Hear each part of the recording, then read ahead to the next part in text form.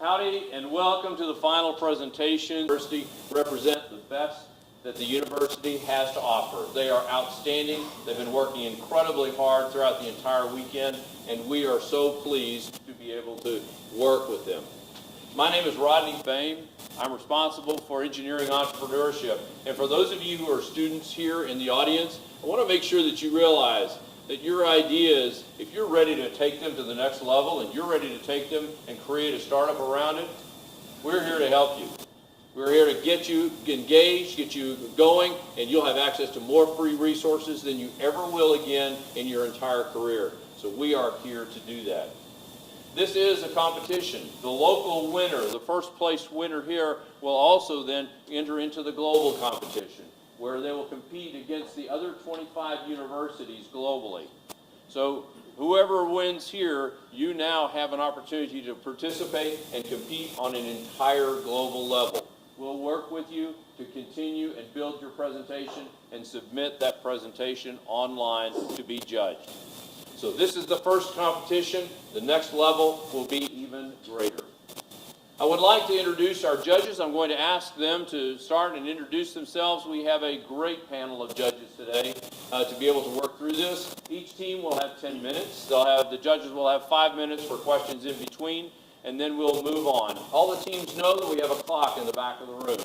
When it reaches 0, I will stop you, I will interrupt you, and we'll move on to the next one. Judges, fair game. I will only give you 5 minutes. I will interrupt you, and I'm not opposed to it. I've interrupted deans, I've interrupted presidents, I've interrupted CEOs, so not a big deal. Doesn't bother me at all. All right? So we're going to keep everybody on time. Without further ado, I'm going to ask our judges to introduce themselves and start off with Dr. Leslie Rule. Yes, please. Yes, please. All these rules. All right. I am Leslie Rule. I'm the Assistant Director at the Scowcroft Institute at the Bush School of Government and Public Service. I also work in agricultural economics here at Panacea and in wildlife and fishery sciences. My career is in wildlife conservation and international development and conflict.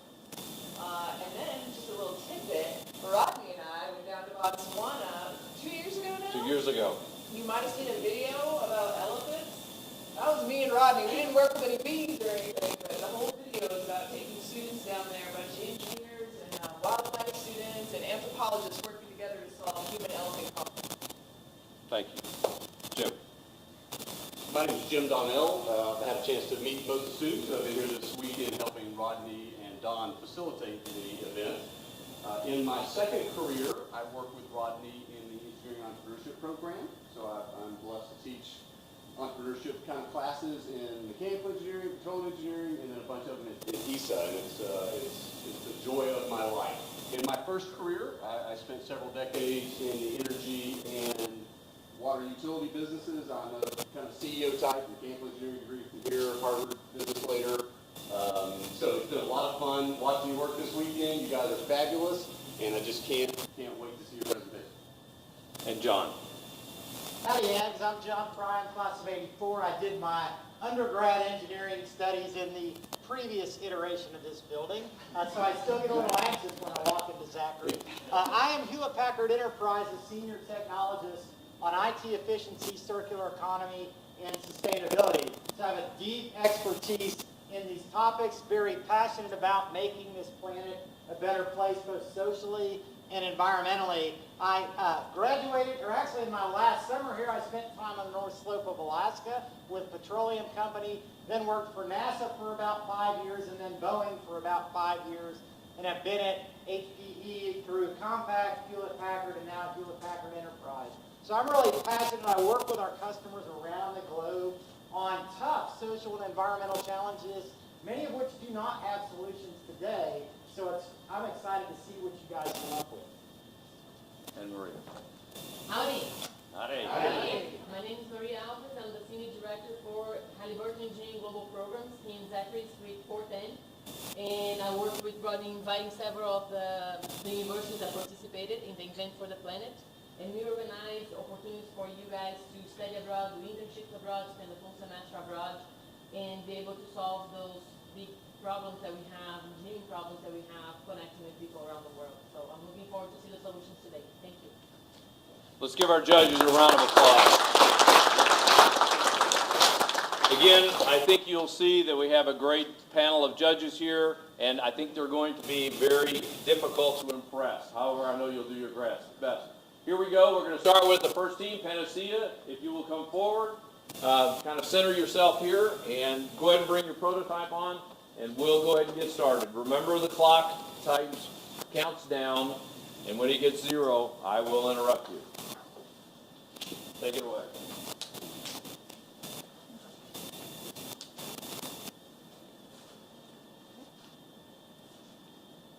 Howdy, I'm Amanda Gibbons. I'm Paula Garza. I'm David Salinas. My name is Kaustubh Bavdekar. I'm Gary Anibi. And I'm Jacob Harden. And together we are Team Panacea, and our product is a locum, which means traveling doctor.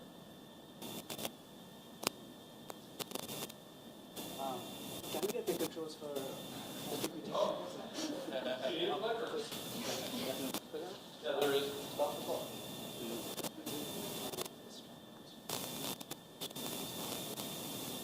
In rural communities like the villages of Rwanda, access to medical services is difficult. Most qualified clinicians are focused in urban areas and are unable to cover large rural populations due to distance, cost, and challenging terrain. For this reason, community health workers are essential for providing primary health care in rural settings. However, there is a disparity in the level of training and diagnostic knowledge these workers possess compared to physicians. Some are not fully trained, are often ill-equipped for appropriate diagnostics and patient treatment, and don't have a reliable communication method with physicians. With eyes set on new solutions, Panacea is here to help. We offer the Locum, a low-cost, durable, and efficient training system to better equip community health workers. Our universal and straightforward console offers training videos and documentation and a living database to provide the necessary education for community health workers to deliver primary health care.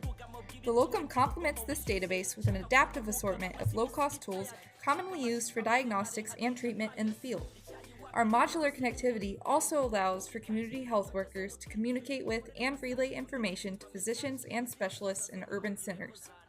Panacea looks forward to implementing the Locum not only in Rwanda, but in rural communities all around the globe. Where will you locate the Locum next?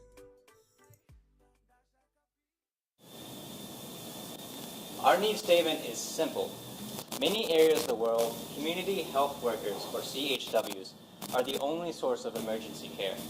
And many times, they are volunteers who often lack the experience, education, and tools to solve every single emergency. And fundamentally, our need statement is to equip them with those things. Derry and I both have a unique experience of actually working in Rwanda in the medical field. So we have had a hand-drawn approach to just how this scenario faces obstacles, such as long distance between villages and health centers, as well as unpaved terrain. This becomes a challenge considering that 60% of the community is treated in villages rather than in hospitals.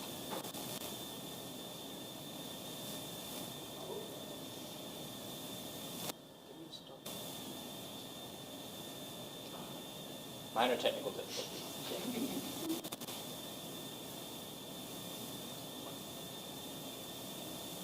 We are giving access and resources to a formal education to community health workers that could not have received it on their own in their rural or developing communities. So we designed the Locum keeping in mind 5 very important design aspects. First one, it should be low cost, and we made sure of it. It is under $250. Second one, it should be able to connect to the physicians in your vicinity. Third one, it should provide effective training and give you access to the most updated training protocols in the treatment industry. Fourth, it should be durable. We made it such that it will be long-lasting and can give you support for 3 to 4 years. Fourth one, and the fifth one and the final one is it should be intuitive.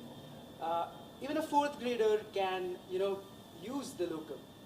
And we made sure that the Locum satisfies every single one of these requirements.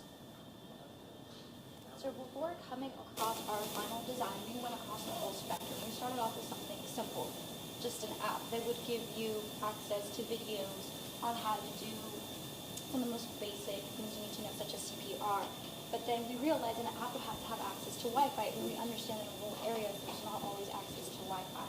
So then we went to something a little more complicated. We thought of perhaps maybe a drone that could deliver medicine and devices to the workers. But then we thought about other factors that would have to go in. For example, the range of the drone and what would happen if it broke down in the middle of a delivery. So we came in the middle and decided to combine both software and technology, and we came with this box. And inside there is a tablet that already has the app, but it is an offline app. So the videos are already pre-downloaded, and they have videos on how to go ahead and teach the workers to know how to read the vitals that they are taking.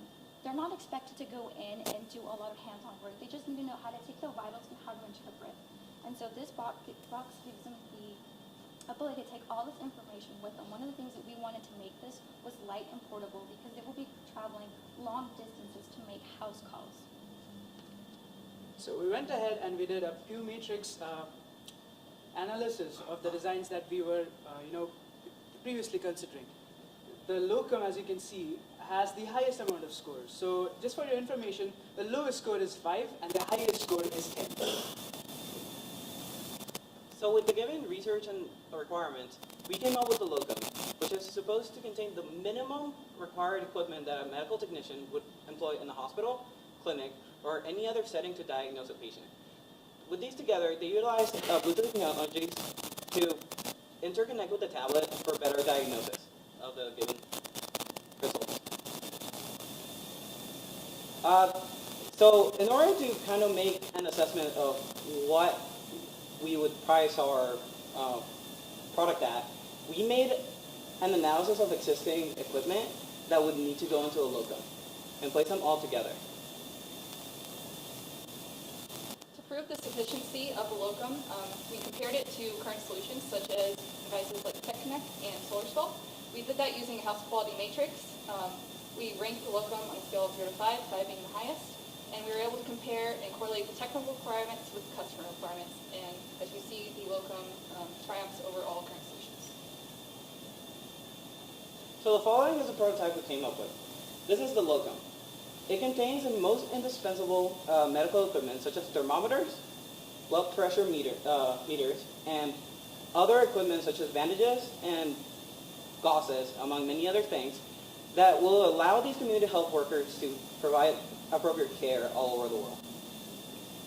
You're welcome. Well, this is our recorded demo.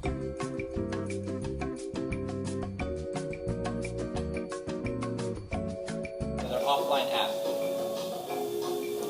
Within the app, we'll have instructional tools like videos, pictures, and questionnaires that will help physicians diagnose their patients. Furthermore, if there is online connection, people and community health workers will be able to access doctors from a large mileage to communicate with problem solving.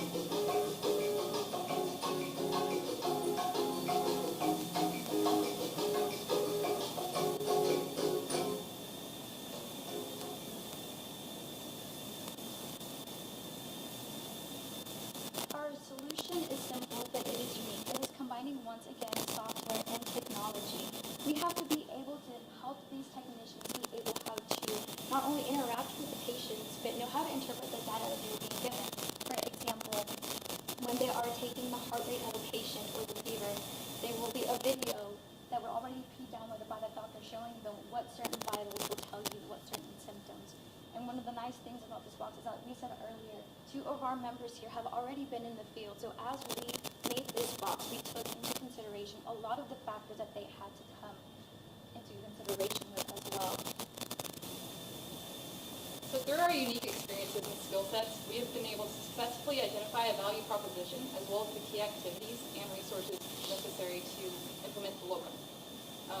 We have been able to talk with Ministry of World Health of Rwanda before with presenting them prior designs. So we feel comfortable talking with them again, presenting them the locum, as well as other NGOs such as Engineering with Health and possibly Doctors Without Borders. We ask that you endorse the locum and further with your investments so that we may further our endeavors. The locum isn't just a solution to a problem. It is the beginning of a chain reaction that can help save lives all across the world and help give millions of children and families who are in rural areas access to the things that everyone every single one of us in this room already has, which is primary care and health care. That's it. Having said, thank you for your attention. Judges, y'all have 5 minutes for questions. I'm wondering what the 5 most common afflictions that someone would come to the medical locum center would be, and how locum would solve those problems. So, community health workers are actually more commonly sent out to villages to deal with diagnostic just tests.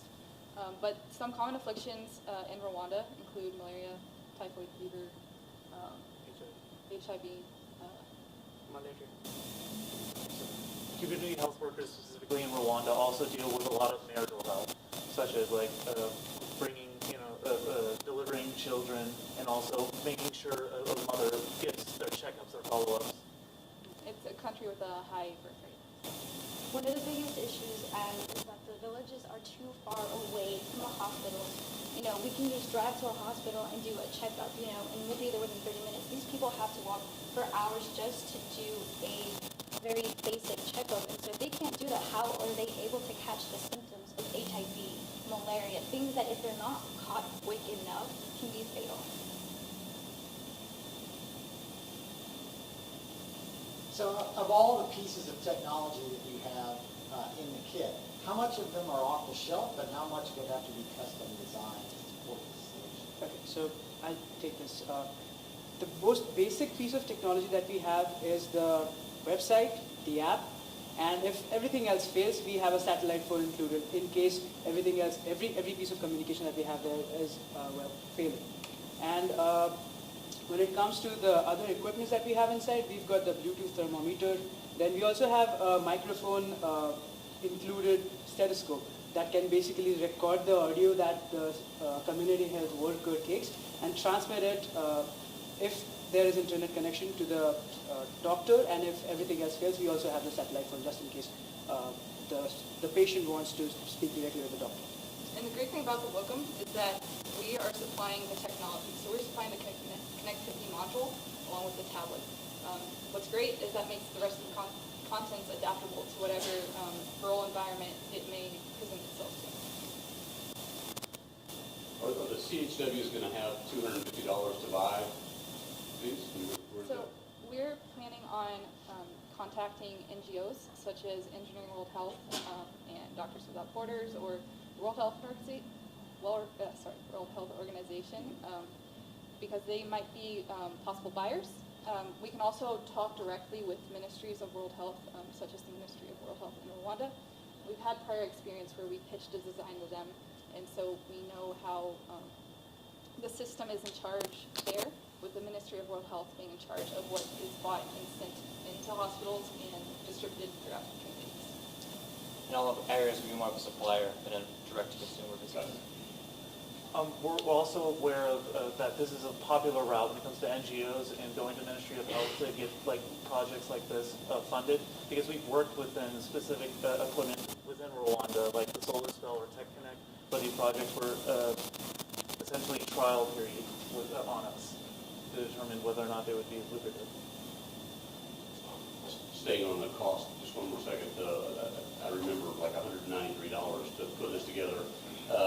Is that to build one, or is that to build 10,000, or? So that cost was just for the development of one local kit. So would you expect to have any better price if you got to a scale? Most certainly. We'd be going in bulk, so a lot of the prices would go down. Furthermore, we'll look at trying to get different materials that will have cheaper. So our end goal is to kind of try to reduce the cost as much as possible.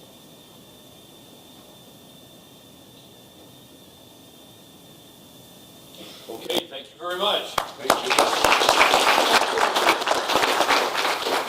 Roll that out. Thank you. All right, judges, I'll give you a few minutes to enter your scores in the tablets. The next team is MAC. If y'all will come on up, we will get you ready.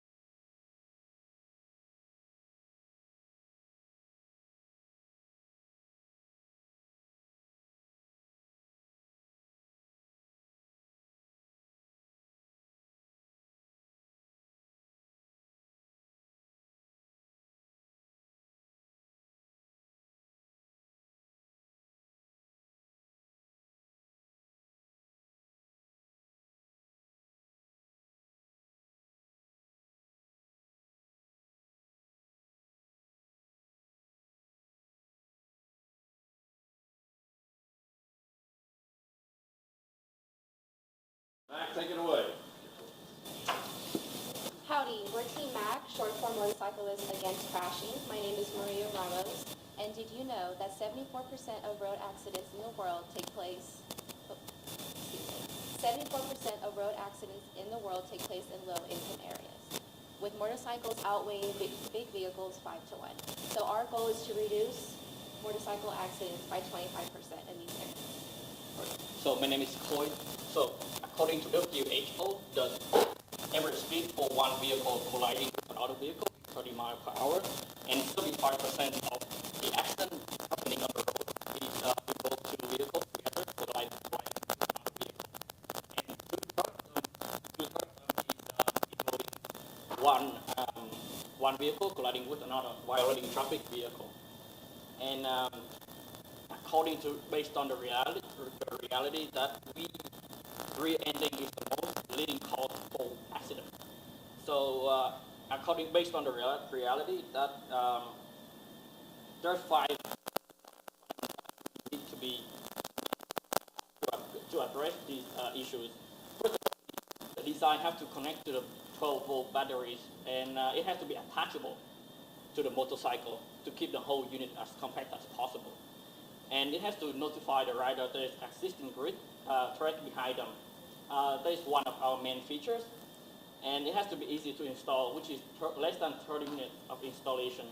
And it has to be inexpensive. We propose that it's less than $100 because since most developing country has low income. So howdy, my name is Austin Grosswise, and I've been an avid motorcycle rider for the past 2 years, so I'm a little bit near and dear to my heart in this issue. I've also been a vehicle driver, so cars, for the last 8 years, so I believe I'm qualified to address this issue. So last semester, so about 4 months ago, I actually fell off my motorcycle in a parking lot. I was only going 5 miles an hour.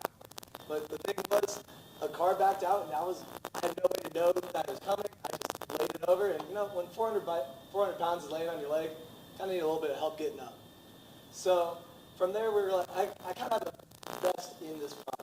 I want to help people, like notify them if something's coming. Let's put airbags on. Well, let's put an airbag on. Well, if you're not attached to the motorcycle, the airbag's not going to do you much good. Put on, I don't know, some sort of visual indicator. Oh wait, there's already turn signals, there's already a brake. Okay, let's see, puzzle the line a little bit more.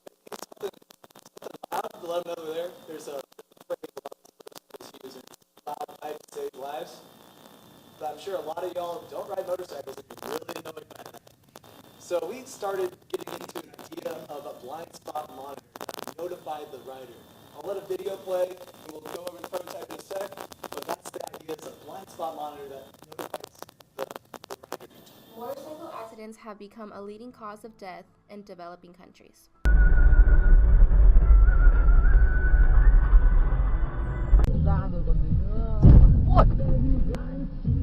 These 2 accidents are just a few of the thousands that occur daily in low-income areas throughout the world.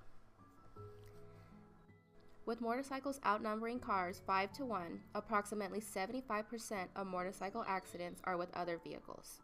It was also found that approximately 52% of roadway fatalities are due to rear-ending. This is a problem that has to be stopped by something that can be universally applied to all motorcycles. Enter the Mach 1. For example, let's say another vehicle approaches from the rear.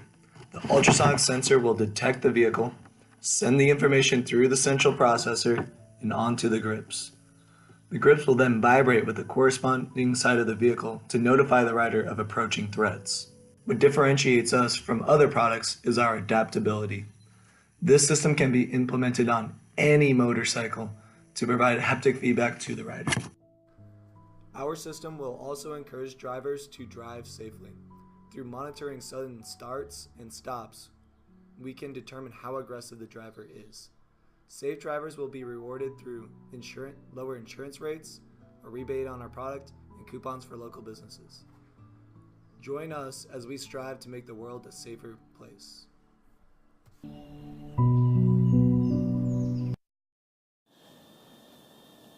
So howdy. My name is Moss Mazazik, and I'm going to go into our product and prototype. So you can see right here we have a mock-up for our product. We have our 2 grip vibrators in front. We have our central processing unit here. Then on the end we have our 2 sensors. This is our solution to this problem, and real quick I'm going to go into the installation. You watch this video and see how amazingly quick this system can be installed. This video was not sped up whatsoever. This is how we put it on. Yeah, obviously there's not an actual motorcycle, but the fact is that this is such a simple system. It only attaches to the handlebars and has a unit that is placed inside the seat, that it can be installed on any motorcycle regardless of the make or model, and it is so simple that we can drive the price down and make it as cheap as possible in order to account for these lower income areas. So, as you can see in this video, if you can see, that red circle identifies our front left grip. As this motorcycle approaches on the left side, our grip vibrates, giving a haptic feedback signal to the rider. And the advantages of this system are that since it's haptic feedback, you have to be gripping your grips in order to ride your motorcycle properly. So you are always going to be in contact. You're always going to be able to tell the response from your motorcycle. And when you see, you can't see in this video, our vibrator is designed to be quite violent so that it can overcome any vibrations in the motor of the motorcycle and ensure that you get a constant signal.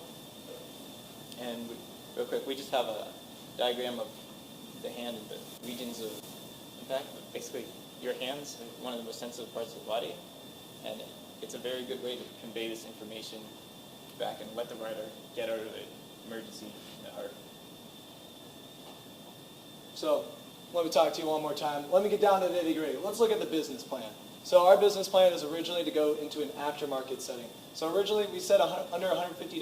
Well, that prototype right here cost us $82. I work at Teague's Product Development Center. I'm pretty well versed in going from prototype to manufacturing. I believe inside here we have a breadboard as well as a Raspberry Pi. We can condense that down to a printed circuit board. This can lower our cost dramatically. I believe we could be in the range of $40 to $50 for cost of one device. For a safe margin, for room to grow, so I can make a little money myself, around a $100 price point or less, depending on the market. So our market, this number we couldn't find. How many motorcycles are on the road? We looked at the top 3 countries alone, so India, China, and I believe Thailand. And of these 3 countries, there was over 100 million motorcycles on the roads. So we'll just say that's our market for now. But there's also the aspect of additional markets. We could look at bicycles. So a lot of these racing bicycles, you're already in a tucked position. It's dangerous for you to turn around and look unless you have mirrors mounted, and even then you still have a blind spot. This could be implemented in other regions as well. So and one last thing we want to do is with our next iteration, we want to have a way to incentivize people to drive safely. So right here on our processor, we would also want to plug into the diagnostic system already on the motorcycle. It would monitor how quickly you start and stop. Same as a progressive snapshot, if you've ever heard of that. It goes straight into the diagnostics port. It would be the same thing. And so maybe the first 3 months, you were safe. You didn't exceed our point system on how safe you were. Let's say you get $20 back on what you spent. So you bought it for $100, now it's $80. For the next 3 months, you can look at lower insurance rates, depending on what country you're in. You can also look at like local coupons. So depending where you're at, you could be like, oh, so I just earned a free meal at Applebee's. Oh, cool. And so that's our business model. And on that note, I'd like to thank you guys for your time. And I guess the last slide, the thank you slide was not there. Sorry about that, but thank you. And I'll go ahead and open it up to questions. And judges, you have 5 minutes for questions. So I've got 2. One is, are the sensors on the back tunable in terms of range? And 2, how big of a motorcycle, or what weight of a motorcycle do you need to be under for your grip sensors to be able to shake the handlebars? Sure, you want to grab the sensor? So the sensors that we decided to go with are ultrasonic sensors. They'll get an angle of 30 degrees on both sides, and they'll detect motion coming up to 5 feet, I believe. And as far as a motorcycle weight, these are pretty rigorous because there is, we tested this on I have a Suzuki SV650. So it's a bigger motor than, let me just set that down. Okay, so it's a bigger motor than most bikes. And I could feel it on it, and right here in the center is dampening through your front spokes. I mean, you can't really demonstrate it, but there's more dampening, so it's individually feel each one. And it should work all the way down, and most common motorcycles are under 250 cc's. Yeah, and the majority of motorcycle on developing countries is small size engine, so the vibration is not that much. We can definitely feel the vibration in our rig. You mentioned an accident that you had recently. Would this have done anything for you? I don't believe so in a parking lot situation. Unfortunately, people just kind of throw it in reverse and not so much. But in a road situation, I believe it would have helped more. And then another question. You did a nice job of demonstrating how quickly this could be put on. Those wires got to go somewhere. So I don't know much about you and your passion about motorcycles, but I'm guessing it would not be okay when you just have those hands. So the wire on scooter, there's a lot of fenders under covering the frame of the motorcycle. We can hide really neatly this wire under those fenders. So it's not really. As far as most motorcycles, specifically about the handlebars. I got wires getting into the grip. Sure. So specifically motorcycles now, they use there's a cable. It's not electrical tape, but it's a similar, just a bundle where you'll have all your cables go through. Every motorcycle, every moped has this. You open it up, you just thread this through. Like I have handlebar warmers on mine right now. So it was kind of cold this morning. Anyway, you can thread it through right there, and it's very easy.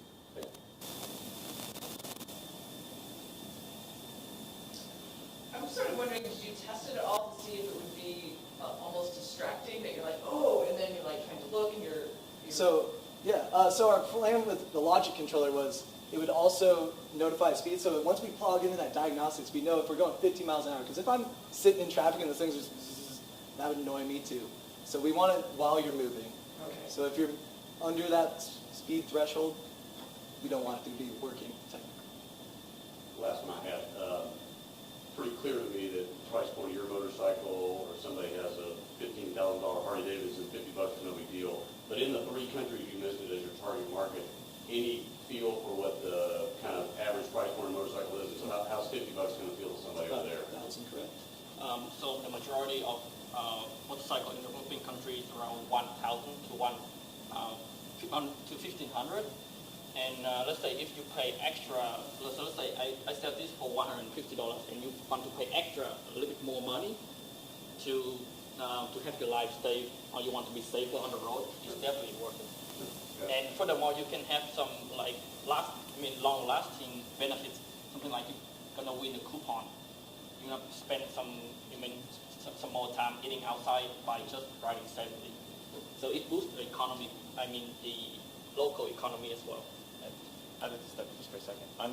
In all these developing countries, there's like a large market of like modifying your motorcycle because it's people's life, their way to get around. So there are lots of businesses in like adding a seat, adding a roof, so that they can be more capable. So it would be a pretty standard thing to have.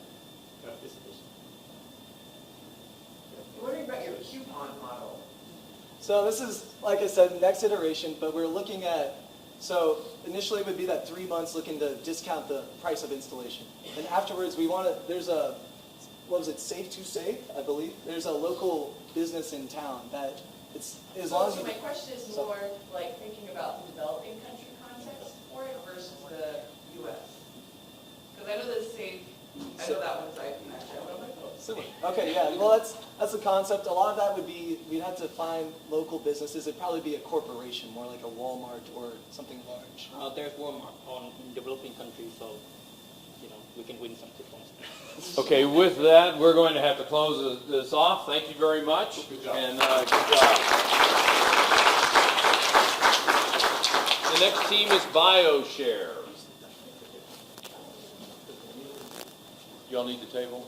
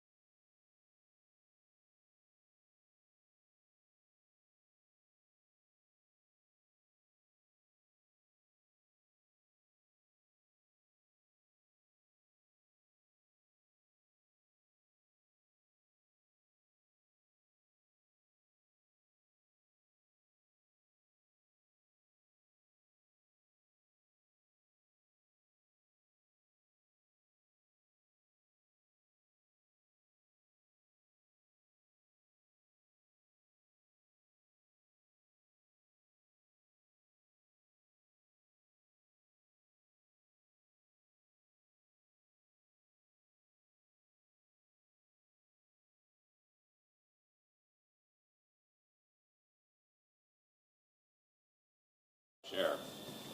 Howdy everyone, we are BioShare. I'm Anudeep Balasani, Computer Engineering major, class of 2019. I'm Samarth Dave, class of 22, chemical engineering. I'm Prashant Subedi, Mechatronics Engineering, class of 21. I'm Christina Vero, class of 21, mechanical engineering. Did you know that doctors spend about 49% of their time allocated specifically to paperwork that could be redundant and taken out of the way? And the same research that we looked up found that they also spend about 37% of their time with the patient also interacting with that same similar paperwork. So now let's take a look at how the patient interacts with the healthcare system and the problems that they face in this dinosaur. The healthcare industry is inefficient and costly. Consider John was in a car accident. The emergency services would take him to Baylor Scott and White for a surgery. After a successful surgery, John gets discharged. The doctor recommends him to go to physical therapy to recover. So he goes to Butyl and learns that they need his records for surgery and therapy. He signs a consent form to authorize Butyl to get his records from Baylor, Scott, and White. John contacts Butyl after 3 days. Butyl didn't receive his records yet. Finally, after 14 days, the records are received and he can begin therapy. Delays aren't uncommon. Research by Yale shows that 50% of hospitals do not send the required medical records that they're responsible for sending within 30 days. This happens even after the patients pay absurdly higher amounts than the federally mandated amount, and in some cases, people paid more than $500 for the medical records. Patients and doctors suffer as a result of this inefficient system. This is where we come in. BioShare is an app that empowers patients and providers by saving both time and money and automating the medical record transfer process. No more useless visits to the doctor. With the time that providers will save, hospitals will be able to see more patients in the same day. BioShare, improving patient and provider experience.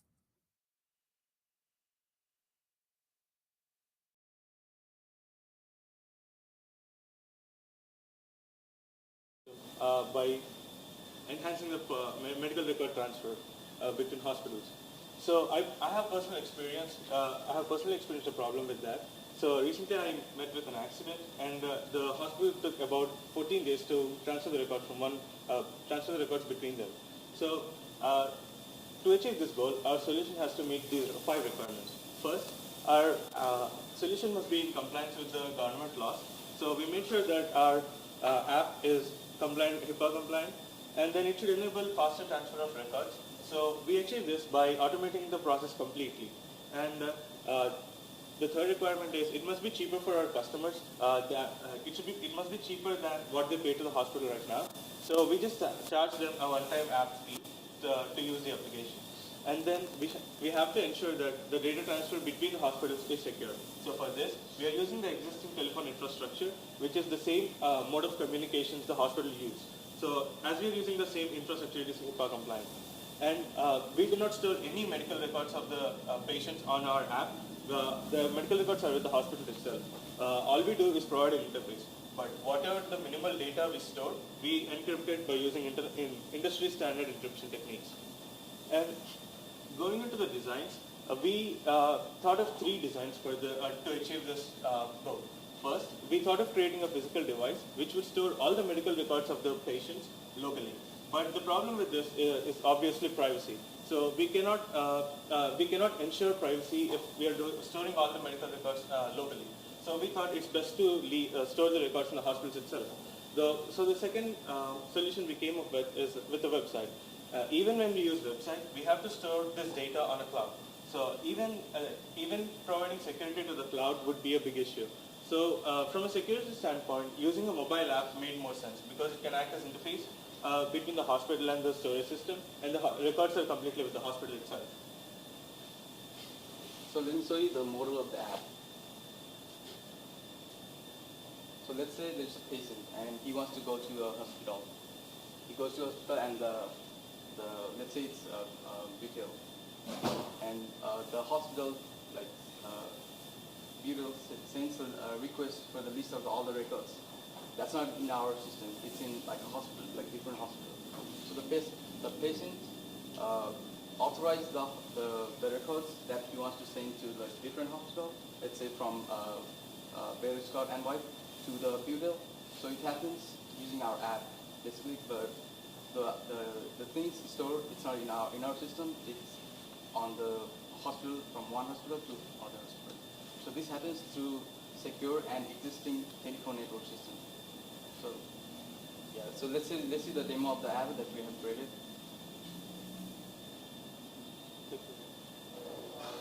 The care provider interface allows care providers to check the status of records that patients have sent, and the patient interface allows patients to send hospital records from one hospital to another.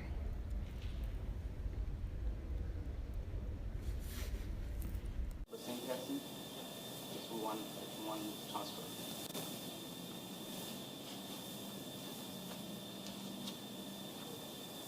Now let's look at this from a business standpoint. So hospitals will want to invest in our product because it minimizes the amount of time they have to spend doing paperwork so they can interact with their patients more and give them more thorough examinations, and it will also boost morale because they'll be more motivated. In addition, due to the improved quality, it will increase their revenue as well as awareness of hospital services, because another feature of BioShare is that it would show where people are getting certain services done locally, and so that could be used to generate ad revenue for the hospitals. So patients will be interested in investing because they will have less medical expenses because we'll be greatly reducing the cost of obtaining records. It will greatly increase the efficiency of medical record transfer, as well as the viewability and control that they have over their own records. Finally, looking to the future, we do have a few solutions that we were looking at. First, we wanted to connect with insurance providers. However, a lot more research found that it's a very delicate and convoluted system, and approaching that with the 48 hours we were given would be really, really difficult. Also, there are a lot of laws that will ensure that data transfer between insurance companies and hospitals are safe, and building a business solution for that would be a little bit not feasible at the moment. Next, seasonal awareness. We did notice that there's flu season around the winter time, and this is definitely a problem that we can resolve with the app. Patients will be able to see the amounts of hospitals that are providing these vaccinations, and we could encourage public health, and we could definitely improve that. And the last solution that we were looking towards is that because the data is stored on the user's device, we would be able to see long-term trends in their own health. So instead of always having to go to the hospital to look at records, or to have patients look at their own previous paper records, these data would be stored on their device long-term for the past, perhaps, decade, and they could look back very easily and see the trends in their own personal data. So although modern healthcare is limited in efficiency, with BioShare, the full potential of healthcare systems is unlocked. With that in mind, we are now.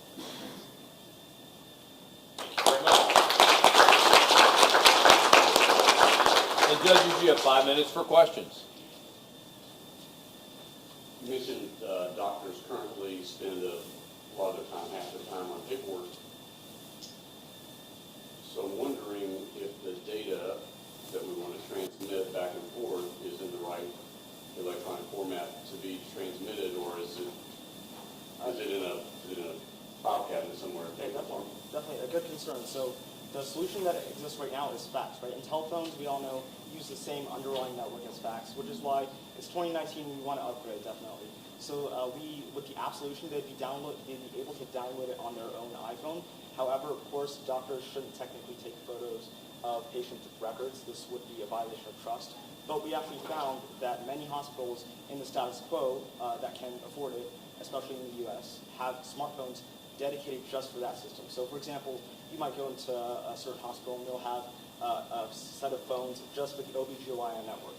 So these OBGYN doctors can go in, use that phone only, so it's not their personal device. They have that app installed and they take a photo of it, and then it's just like making a call. It uses the underlying fax network to just make a phone call and transfer data that way to any hospital, or in this case, any patient. So to add to that, recently we came across a news article which said that US government has invested $30 billion in the medical industry to convert all the paper medical records electronically. So in that, by doing that, they made sure that most of the commonly used electronic formats are supported. So since we are using our application, we would be using the same application formats as well. So it shouldn't be a big problem. So one of your underlying needs that led to this solution was a delay in hospitals transmitting records. Did you do any diagnostic work to see what was it that caused 14 days to transpire before the records were sent? So in most cases from the news articles we read, they said that hospitals are unwilling to share the records. We don't exactly know the reason why, but we came across 3 different research articles which mentioned the same reason, like hospitals are not willing to share the records. They did not mention the reason why, so we are not familiar with that. And just to understand, they would share right away with the patients? How would the patients get these records? So in our app, let's just say the patient previously was in hospital A and hospital B, 2 different hospitals, and now he went to hospital C. The only data on the phone would be in hospital A you have underwent this surgery, in hospital B you underwent this surgery. When he goes to hospital B, they ask him, you know what, we want the records from the surgery you underwent in hospital A. So the patient would select it, and this request will be sent to hospital A. Our app exists there as well, which is the doctor's interface, and from there, once the request is received, they can approve it, and the records will automatically be transferred to the hospital B.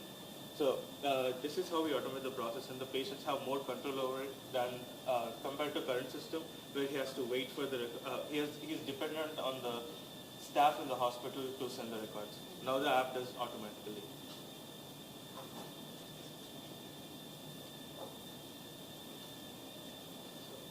Okay, thank you very much.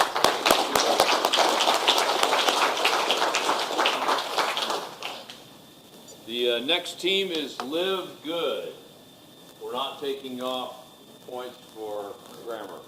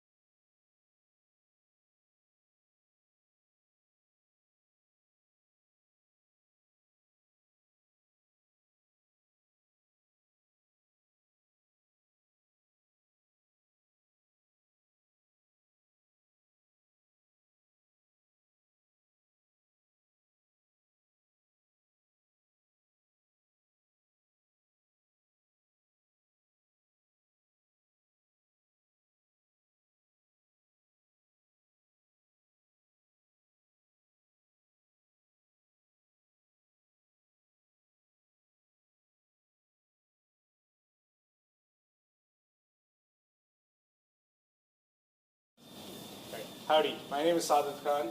This is Ryan Beltran, Jack Castleberry, and Baby Tran. And we are team Live Good.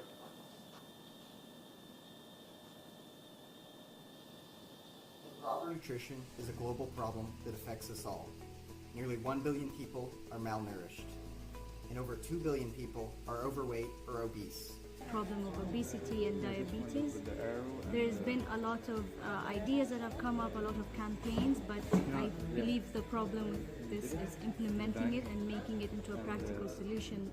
Not aware of their nutritional health, and there is no awareness beyond social media, and there is no structured effort to fill this gap.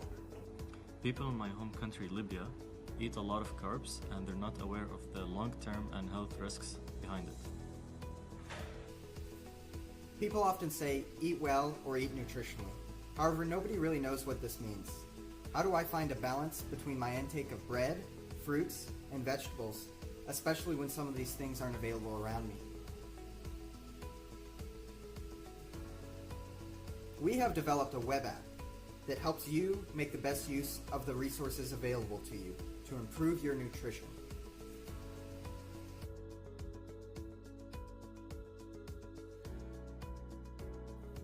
So that people around the globe don't just live, but live good.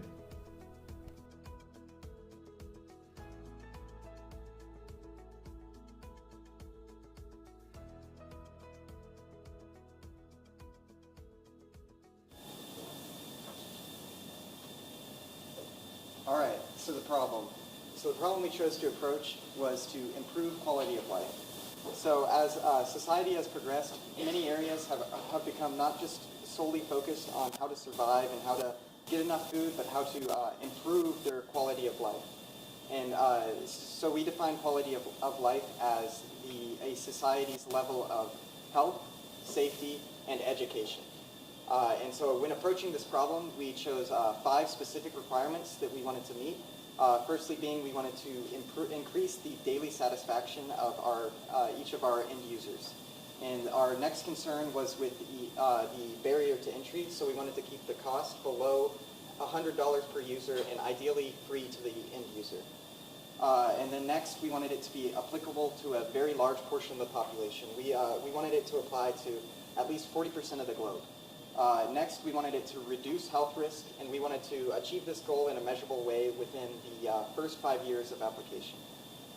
We also wanted to maintain the privacy of our users, so we wanted 0 data leakage. So we had 3 potential designs from the beginning, starting with a sleep management app. So this app would monitor your REM cycles, and you would input your schedule, and this would adjust your schedule to improve your sleep and improve your efficiency from the sleep. Next, we thought about a productivity application. So this would be an incentivized task management tool. So it would work to improve your efficiency in your task by encouraging you to complete them. And then lastly, we were concerned with nutritional education, and our approach to this problem was a regional aware meal planner. We decided to select the problem of nutritional education, and we had several main reasons for this. One was we saw this as a very major global problem. So 1 in 4 people lack the essential nutrients they need to function, and undernutrition is the #1 health risk worldwide, and it's especially a problem for children. 45% of deaths of children under 5 can be associated to malnutrition and undernutrition. It's also a major concern for child development, as iron deficiency anemia can have very long-term effects on children's brain developments. We also like the educational aspect of this issue. So education is a major issue when it comes to nutrition. There's a lot of misconceptions, and people just don't generally understand proper nutrition. And especially outside of the Western world, there's lots of tools in the U.S. and the Western world on how to get your proper nutrients. However, it's hard to apply these to developing areas. So we wanted to approach this problem and apply it to developing areas of the world. So we sought to approach this problem of nutritional education by providing a tool to assist in providing that information to people, especially outside of the United States and Western world, where we already have lots of resources available at our disposal. To do this, we designed a web app. We chose a web application because the internet is currently estimated to be readily available for about 4.5 billion people, meaning that we can hit a very large percentage of our target populations over a web application. We decided to create a meal planner application similar to what we have available here with like Eat This Much, or even USDA has their own My Plate tools and things of that sort. But we wanted to add the focus on regional awareness. You tell it where you're at, and it knows, using a database, what sorts of foods are available in your area, and it doesn't make that assumption that you have readily available Western grocery stores. It also allows you to put in your dietary preferences and restrictions. This includes things as simple as allergens, but also allows you to put stuff of if you have any cultural dietary restrictions or preferences, which is especially important as we try and move towards markets outside of the Western world. And so our application will give you your meal plan. It can also be used as a source for wiki information, where nutritional experts in each of these regions can post informative articles and allow residents of those areas to see the information in a easy-to-use method. And so it creates kind of a one-stop shop for nutritional intuition and dietary design.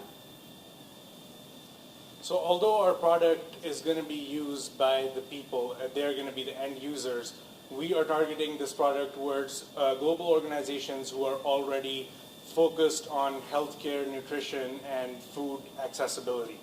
some of these organizations like the World Food Program and GAIN are already investing in university projects and think tanks to solve this crucial problem. And what's common between all of these organizations is that they have common goals. They want to increase the demand of healthy nutritional living and access to nutritional food for people. Another aspect they're targeting is to provide access to nutritional education to the people using it as well. So we think this is an incredibly good fit for us because these organizations have already been working on this topic for a couple of years, and they have the resources and the extensive distribution network that they currently use to push out our product and reach more masses than we could do just by ourselves. So why does the problem even exist if there are people working on this for like a bunch of years?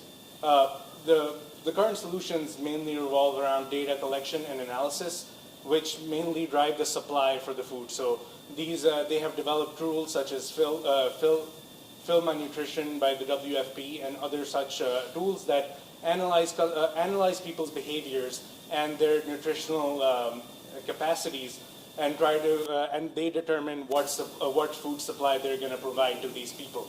What we are trying to do is educate the people and sort of make sense in their mind that this is what they need and sort of drive the demand for nutritional food so they can go back to these organizations and say, this is precisely what I think I need, rather than them being told this is the supply we're giving you and this is what you need to live healthily. It also gives them a better understanding of what's going into their body.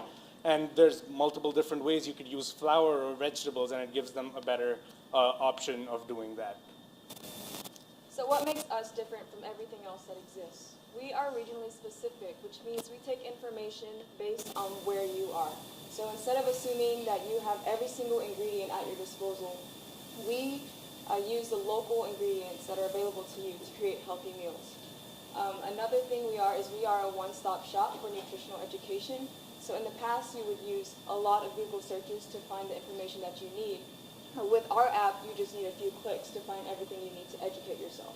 Perhaps the most important feature that we have is we promote sustainable development, which means our product is not meant to just be used. It's meant to help people after this product is out.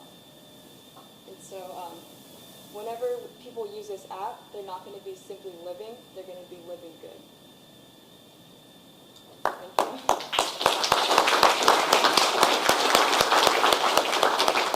And judges, you have 5 minutes for questions. Yes. Who is your target audience? So our target audience would be the actual individuals living in areas outside of the Western world. And so we would be using those partnerships with larger health organizations to try and reach that audience.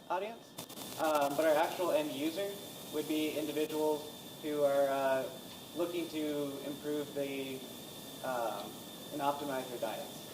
So essentially, we'd be looking into the people that are already working with these organizations like the World Food Program and trying to help the World Food Program do their job better in serving those people. So we'd be directly relating to them, but preliminary research shows that they're mostly working in areas such as Pakistan and Sri Lanka, where there is malnutrition and obesity at the same time, which seems like a paradox, but that's part of the nutritional education aspect of it. It all comes down to the nutrients. So, yeah. So 2 questions. One is, what device format are you optimizing the website for? And then 2, is there an offline version for connectivities from it? So at the moment, we're using a responsive design, so it'll actually be formatted well on either mobile devices or on computers. That's just all done using React. And that would probably be the intention moving forward as well. As far as an offline version, one of the major parts that makes it possible is that database. Now that database would not be necessarily information that we need to keep confidential, and so we would absolutely be open to making an offline version, although there would be quite a bit of load that has to go along with it. Although we could consider making regional versions where we only include the aspects of the database that matter for those specific areas? The working assumption appears to be that people don't eat well because they don't know how to eat well. Is that true? Well, so it's a mix. There's definitely two parts of the problem. So we're talking mostly about poorer areas where they may not have access to the most optimal foods in all ways. However, they also are poorly educated by and large. And as these programs from like World Health Organization and such, they already have a push to try and increase the supply of healthy foods and bring those foods in. Those foods, especially since they are, again, not very well educated and those foods are new to their area, they may not know how to make most effective use of them, right? They say these foods are healthy, but how much do we need of this? How much do we need of that? That's hard enough if you were to ask people in the U.S. who have often taken nutrition courses how much protein they need in their diet. Right. The chances that they know are unlikely. And so we do believe that there is definitely an educational aspect to it, although... Because I'm sure in the U.S. I would say that it's not and most an education issue, it's a ease. And most of these organizations have like a 5-year plan starting from like 2018 to 2023, and they are focused, their goals are focused on increasing demand because they've already handled the supply part of it for quite some time now, for a decade or more than that. So they've been pushing the supply, but people don't necessarily understand what to do. They're not pushing education, they're just pushing supply. Yeah, so the education part of it is mostly just brochures or if someone actually comes in. So we're trying to make that education part of it more accessible and more understandable. Great. Any other questions? Okay, great. Thank you so much.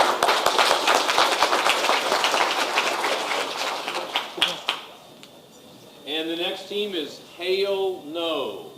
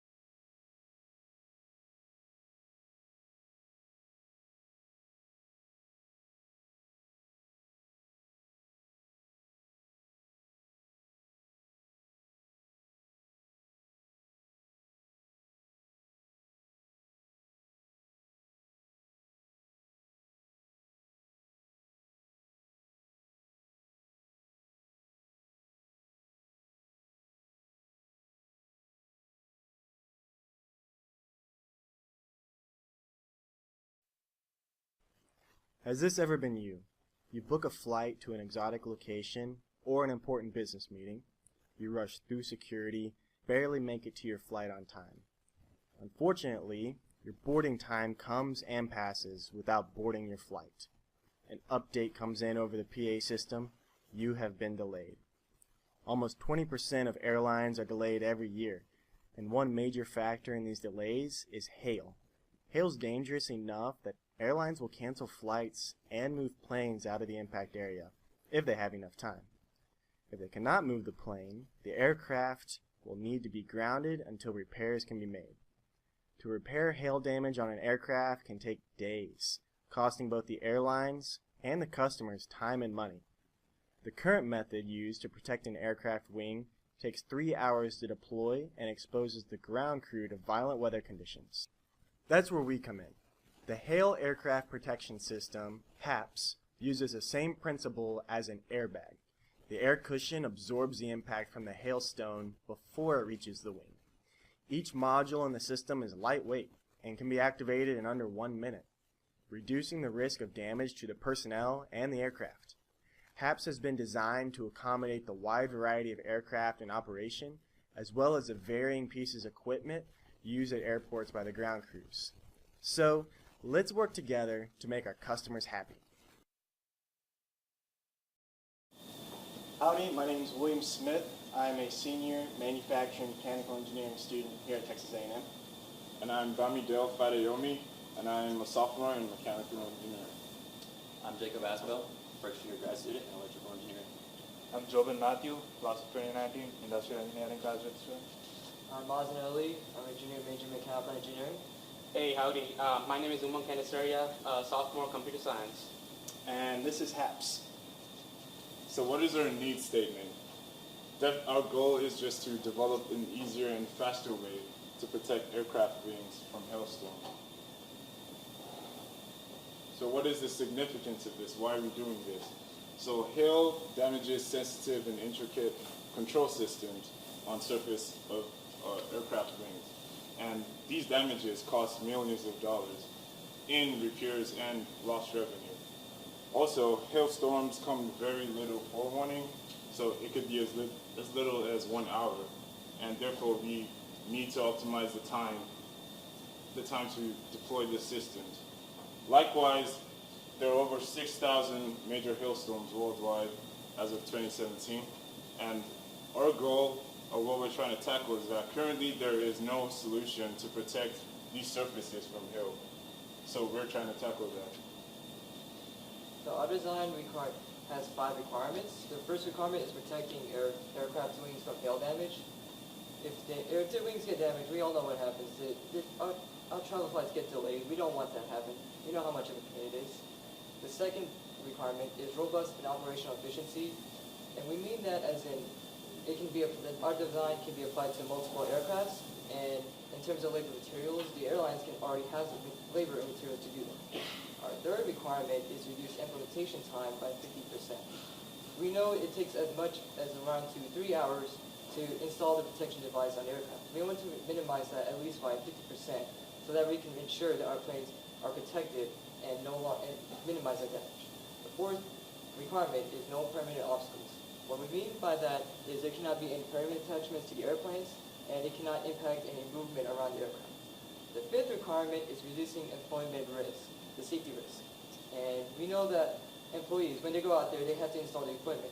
And we don't know how long it's going to take for the airstone to actually come by. We can predict it, but we're not really sure exactly how. We want to minimize that employee safety risk. And this does tie into the requirement by minimizing that time. All right, so just a little bit of terminology so everybody's clear on what we're describing in the need statement. The 3 main vital parts of the aircraft that we're wanting to protect that are vital for flight are the engine crown, which the part of the engine that stems out from underneath the wing is completely exposed until you have a crown protecting it, as well as the leading and trailing edge of the wing, which have your flaps and slats. As you can see on the images, top right with the wing and the bottom right with the crown, that hail damage changes the structure of the plane. So the aerodynamics are changed and it can no longer properly fly. So that brings us to some of the initial designs we were bouncing around at the beginning of the project. First we looked at the foam padding, which was the original design that we looked at that's in place now, and we were like, okay, is there a way to adapt this to improve it? Any way to make it quicker? But after that idea, we thought, okay, how about something unique? First we looked at inflatable wing cover, which did eventually become Haps. With some of the other ideas were an expandable mesh cover, such as in the top right, we have this batting cage that has all this mesh and it folds down into one little movable piece. But if you were going to fold that over the entire wing, that's a gross negligence of materials used, and it's also not very compact, so it didn't fit our design criteria. So then there's also the over the fuselage mesh cover, which again, it's a lot of material coming from one tip of the wing to the other, and it's also not feasible to quickly apply that. And then one last idea was the denser quilt design cover that would be similar to the foam pads, but again, that didn't seem feasible in terms of material. Gotcha. So our design is actually based around an airbag type of safety system. We use a dual airbag design to go over the leading and the trailing edge of the plane.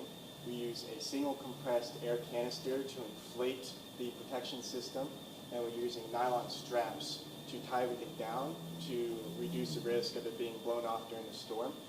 The engine cowl and the winglets are separate modules that will attach, and those are designed to be universal in size, and not every aircraft will have as many exposed engine cowls or even winglets for that matter. So that's something that's in addition to what we've already designed here. And this whole system has been optimized for a 3-man crew. And what that means is that a 3-man crew can move everything around and install it without using any extra equipment other than what they have there at the airport, such as a scissor lift and all the other tools they have is readily available for each airline. This is a quick video of our demo. As you can see, the compressed air actually deploys the whole system over the leading and the trailing edge of the wing. What's really neat about this is we're using the same technology as an emergency life raft or one of the slides that come out, and those deploy in under 10 seconds. So if we're using the same technology, this would have a pretty adequate time to shoot out and protect the wing. So moving on from the prototype, we had a basic idea about how it all works, but looking at the actual perspective, our customers would be the airline and aircraft manufacturers and the airlines who will be interested in protecting their aircraft during such an incident.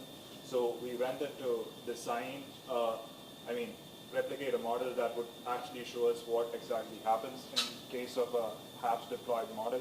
So we have a basic view of what setup we used initially, the wing and the engine. It's shown on the bottom left side. And then we have the Haps deployed with all the 3 different modules in deployment. So we have the engine cowl in green and the wing cover, which has 2 airbag units attached by nylon straps in blue and red. The blue is the leading edge protector and the red would be the trailing edge protector. And then we have in yellow at the end a winglet cover. So, we have different kinds of aircrafts and different kinds of engines, so it can have multiple combinations. So we have a cross-section view that describes how it wraps around the wing so that it protects the trailing and the leading edges from any kinds of damage. And this is pretty much what we would be implementing so that even in case of harsh winds during the storms, we hold both of the airbag designs together using the nylon straps so that the air can easily pass through it rather than create a lifting effect that might damage the wing. So considering all that, considering the future in terms of material design and all the other factors, we are looking at the design from this perspective at this point. And so basically, what are the benefits of the Haps?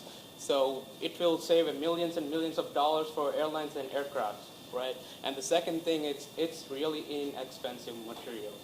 It's going to be like $1,500 per module. And then it's going to be like our goal was to reduce the time by 50%, which we achieved it really good. Like we measured it, it was like something around 30% of the current time. And it was just like the compact design, like we were storing it like in modules, so it was just like for the warehouse. It will be easy for us to store in a warehouse easily, and modularity, it will be like you can deploy on any size aircraft from smallest 737, from 777 to A380, whatever you can think of. So, ladies and gentlemen, let's help our customers by saving let's work together to make the customers happy. Yes. Okay. Represent Haps and open questions. Okay, thank you very much. Now we're open for questions. And judges, you have 5 minutes for questions. So I'll start. Did I hear you say that this would be actually installed on the aircraft?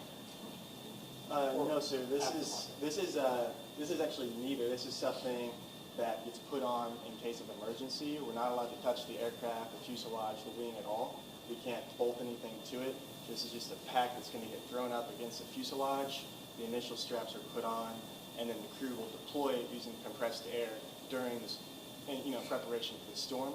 And then afterwards, they can roll it back up, and they can take it off after the storm's passed. Okay, that's what I thought I heard. So then my question is, since wind normally precedes hail, how low does the wind have to be for that to effectively deploy before you can strap it? Well, one of the design ideas that we had was exactly to deal with wind. If you deploy the whole thing, it's going to get picked up like a sail. Yeah, so again, that's where the nylon straps come in the picture. If it's like a solid structure right across the wing, it's going to just get up, like I say, as we mentioned. So. And also, like they say, I say like with the modularity, it's like one module at a time. Once we filled out one module, we will strip it down, so and we will go for like the second module. Units. So we'll go smaller units at a time. systems with like the other parts of the plane?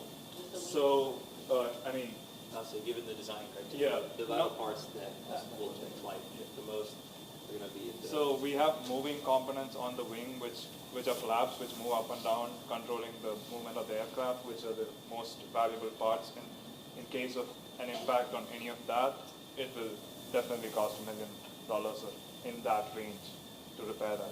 All the other parts are like basically structurally solid, and it can take on a bit of hail, but I mean, we're trying to just concentrate on the major parts. It's really just a cost benefit of the most damaged, the most susceptible parts, the most expensive parts to replace, and what we can do as fast as possible to protect those. Unfortunately, the rest of the plane is kind of out there on its own. You know, it's too big. It's too big.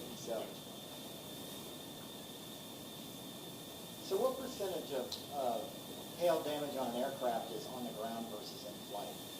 Well, actually, we have Mr. Ron here. He's been helping us with that. He said during flight, the hailstones just aren't large enough, and so that's usually if you're going to run into a hail damage when you're flying, it's when you're taking off and landing. But once you're in altitude, there's really no risk of hail damage, so we're just focusing right on the ground. Yes. So what do you anticipate when you actually take it to scale is going to be the biggest problem you have with your solution? I think this is something that no one has actually implemented so far because it's a one-off incident. I mean, maybe once in a year, and that too unpredicted. So everyone has too much on their plate to actually think about such a solution being implemented. So no one has actually thought about such a solution, and I think if we are able to manufacture it and test the technology to actually protect a decent level of damage, I think we shouldn't have.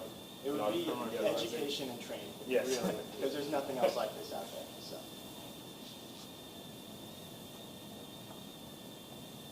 Okay, thank you very much.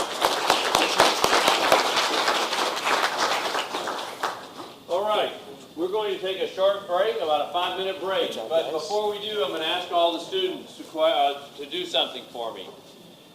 Either during the break or during the time when we are doing the judges' deliberation. We are participating in a research study that is globally. We've just sent you a link to a survey that we would like you to take. It'll only take you a few minutes to take, but students in other universities around the world are also taking this survey because this is such a unique experience. We wanted to make sure that we captured at least some information about it. So we just sent you an email. Please fill it out during the break or fill it out during the judges' deliberation. Thank you very much, and we'll be back in about 5 minutes.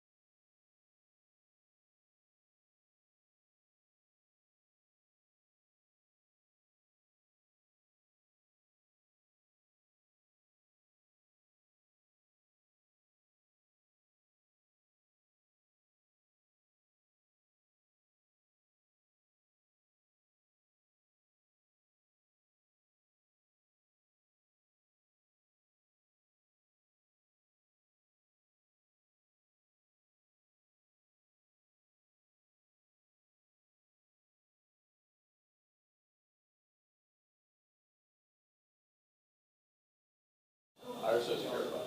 Terabyte, yeah, it's not terabyte, it's aerobyte. It's a cousin. It's a cousin. There you go. And just, are you ready? Or you have a question? No, I think Bathrooms around the corner if you need that. Terra in Portuguese is ground, so it's not ground, it's the air. That's correct. Okay, good. Okay. All right, everybody ready? All right, aerobyte, take it away. Thank you. Howdy, I'm Ray Matsuda. I'm a freshman computer science major. My name is Francisco Reynoso. I'm a senior in industrial engineering. My name is Carolyn. I am a sophomore computer science major. I'm Shrey, and I'm a computer engineering sophomore. I'm Brandon, a computer science major, freshman. Hi, I'm Dia. I'm a master's student in the Department of Mechanical Engineering. And together, we are Aerobyte.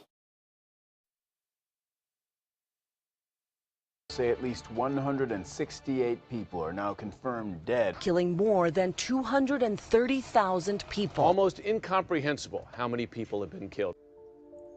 In the last 15 years, tsunamis claimed the lives of over 11.5 million people. In 2018, a tsunami in Indonesia killed over 2,500 people in just one day. In 2011, Japan spent over $235 billion on tsunami relief efforts. Will we continue to let these tsunamis sweep away our loved ones? We here at Aerobyte have a solution. Aerobyte has developed a mobile natural disaster management system comprised of 3 steps: analyze, predict, and alert. Aerobyte takes advantage of the satellite's imaging systems to detect tsunamis. Once the satellite detects a Phase 1 anomaly, it will deploy strategically placed unmanned aerial vehicles, or UAVs, to collect and send precise data back to the satellite for further analysis. If the satellites detect the Phase 2 anomaly, it will send another signal back to the other UAVs placed on the coast to send alerts to those who will be affected.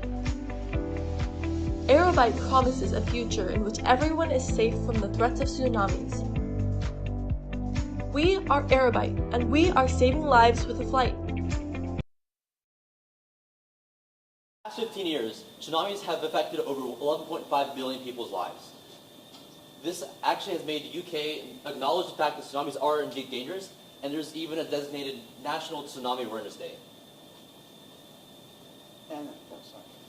So there exists a system to detect tsunamis now, but there are some restrictions with this detection system, such as it only detects seismic activities, there's no way of detecting wave formations, and that there's buoy failures. An example of this buoy failure is in the Indonesian incident in 2018, where the buoys actually failed and were washed away, and so the city was not able to detect or was warned about the tsunami incoming.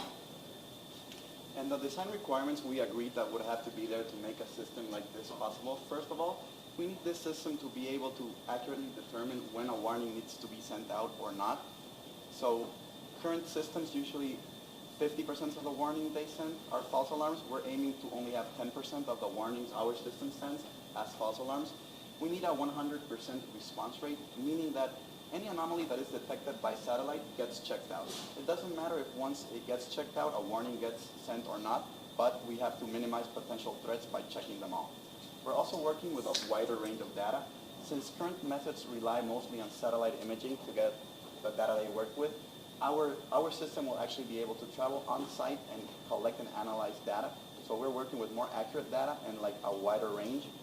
Also, in order for this to be possible, every single part of this system needs to be connected and able to communicate with each other part.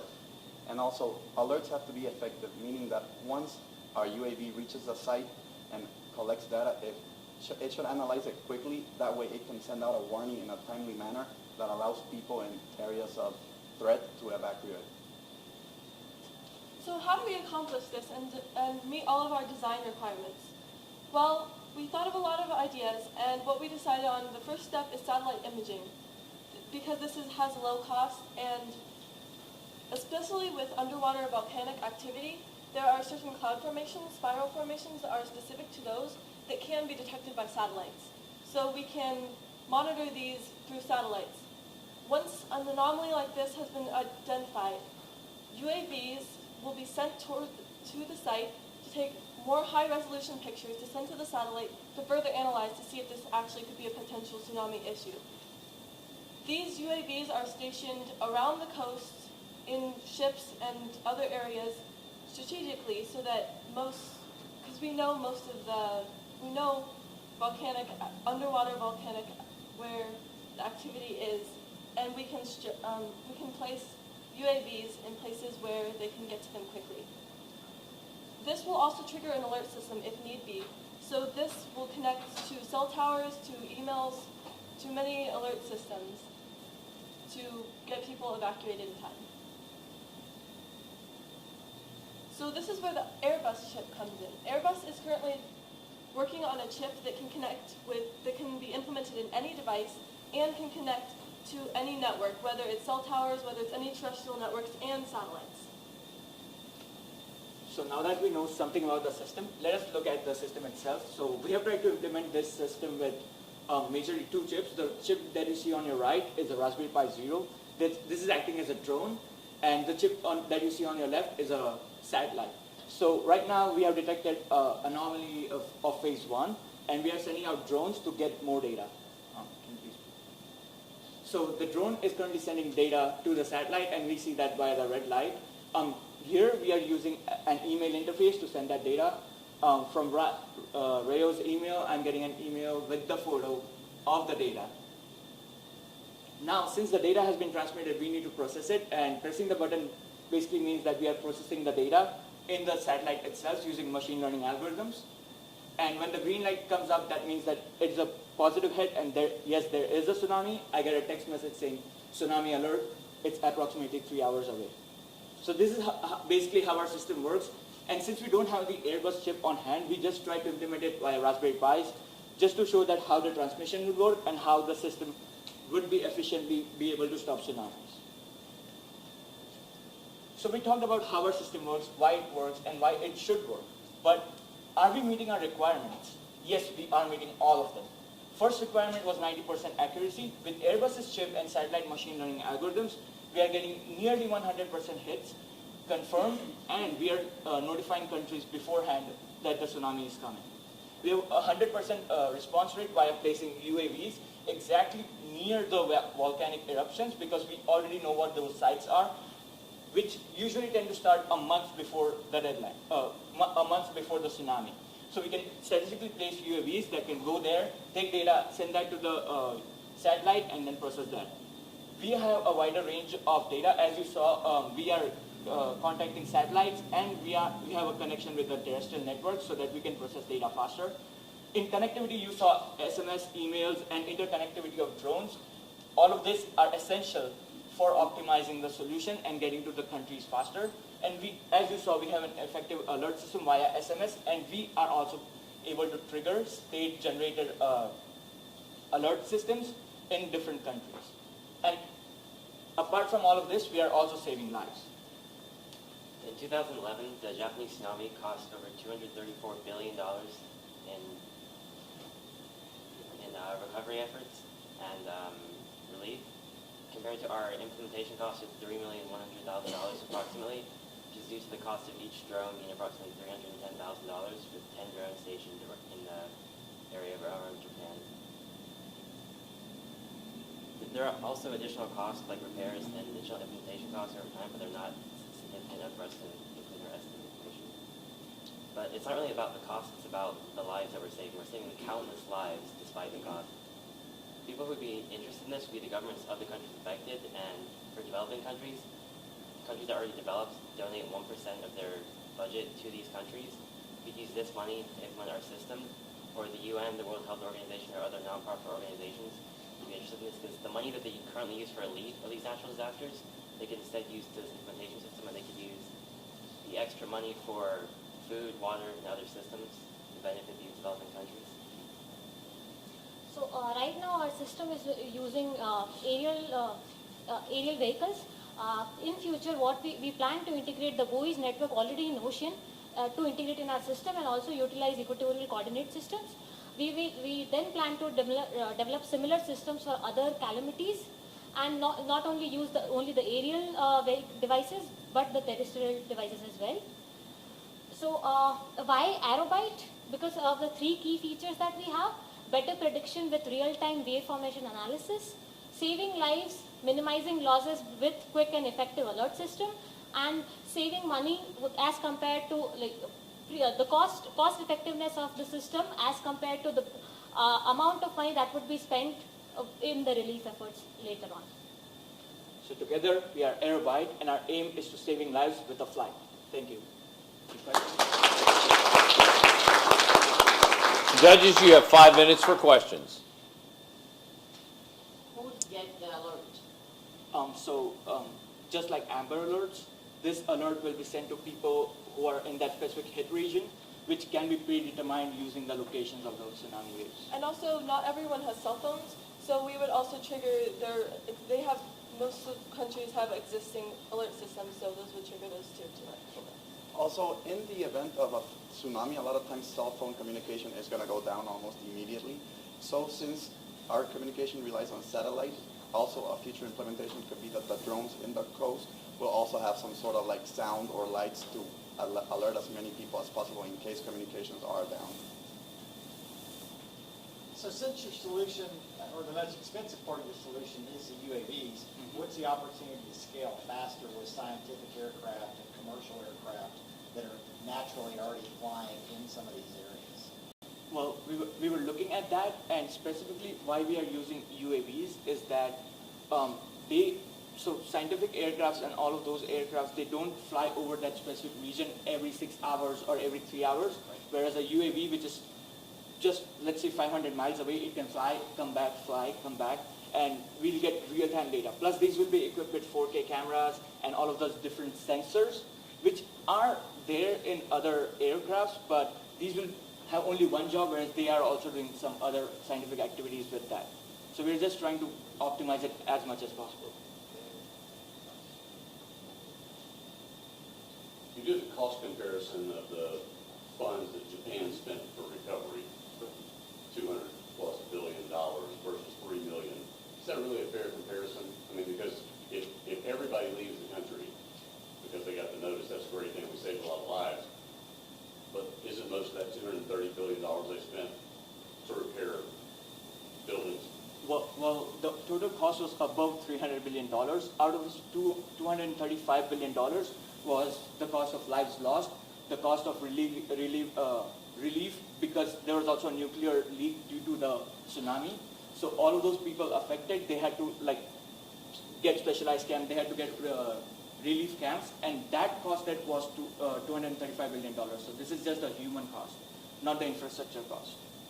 The infrastructure cost was way above $300 billion. Okay. So at the end, we cannot save infrastructure, but we can save human lives. So are you only working in a certain region for your UAVs? Like how are you, what's the region you're covering? It would be implemented on a government, but we work with the government by basis. So we've done, our cost comparison was specifically for Japan and for the coastline and the length of it and the range of the drones and where we need to place them. But we've also looked at Indonesia, which is also has less detection systems. Indonesia is huge. Yeah.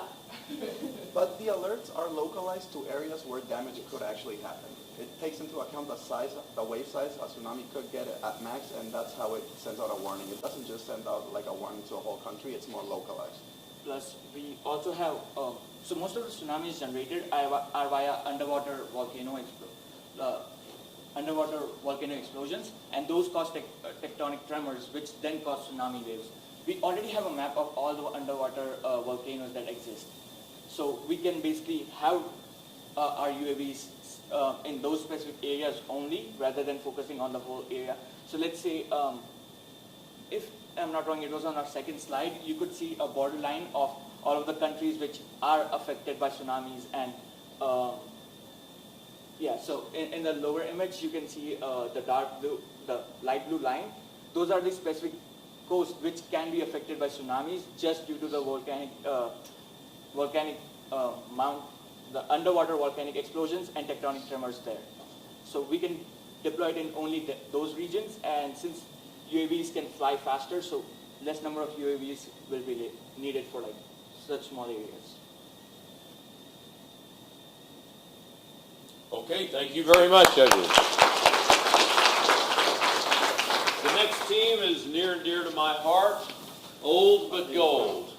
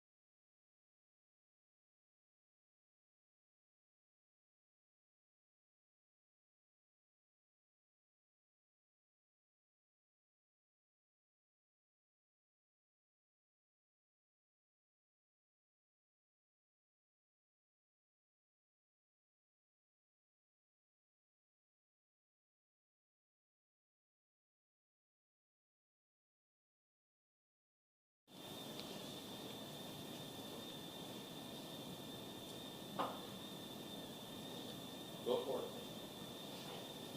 Hi, my name is Satyam Rajput and I'm a master's student in biomedical engineering. Howdy, my name is Arun Abid and I'm a freshman computer engineering major. Howdy, my name is Courtney Lemmer and I'm a junior civil engineering major. Howdy, my name is Dalton Chancellor and I'm a freshman aerospace major. Howdy, my name is Astrid Guerra and I'm a junior chemical engineering major. So just by a show of hands, how many of you have elderly people who live alone? And how many of you think that they don't get the care that they deserve? We are Team Old But Gold and we have developed an online and on-demand service platform to connect the elderly with service providers. The services that are provided include doing basic chores like bringing groceries, cleaning, cooking, or be it just playing games or chatting. 21-year-old Margaret Nicholas has lived in this house virtually her whole life. First with her parents, then her husband and family. 2 years ago her husband died. Now it's just her. If you've never been lonely, you don't realise what it is like.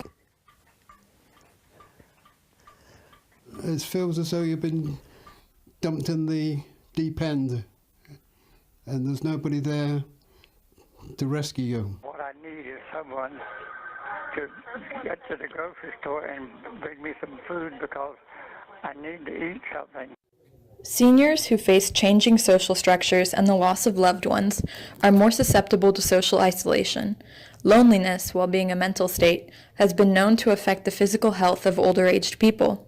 Helper is a service that connects isolated senior citizens with others willing to care for them, whether it's by performing tasks, running errands, playing mentally stimulating games, or just talking. This service is aimed towards showing the elderly that help is right around the corner. A network of mobile employees is our workforce. Employees can see a live feed of requests from customers in the area and decide which task to accept and perform. On one side, it enables workers to perform some daily chores and earn money. On the other side, it provides the elderly easy access to on-demand companionship.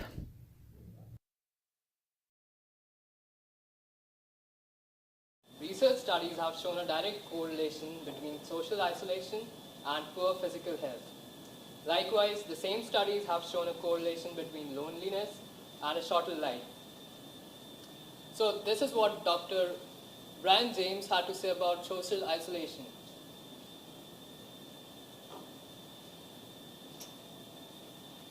By increasing the amount of social interactions that the elderly have, we reduce physical and mental aging. This reduces the need for them to go to nursing homes, which they might refuse to go to, and then this can lead to independence. So after we studied the problem, we created these 5 requirements for any solution that we might come up with in order to test its success. So our first idea was for an elder-only rec center where they could go and exercise, like play games and hang out with their friends. But then we decided that that one doesn't really meet the second requirement because a lot of elderly people can't get far away from their houses. And then our second idea was for some sort of job board to get them out of the house and get them employed so they can make a little bit of extra money. And since they have years of expertise anyway, we thought that'd be a good idea. But at the end of the day, it doesn't meet the second or third requirement either.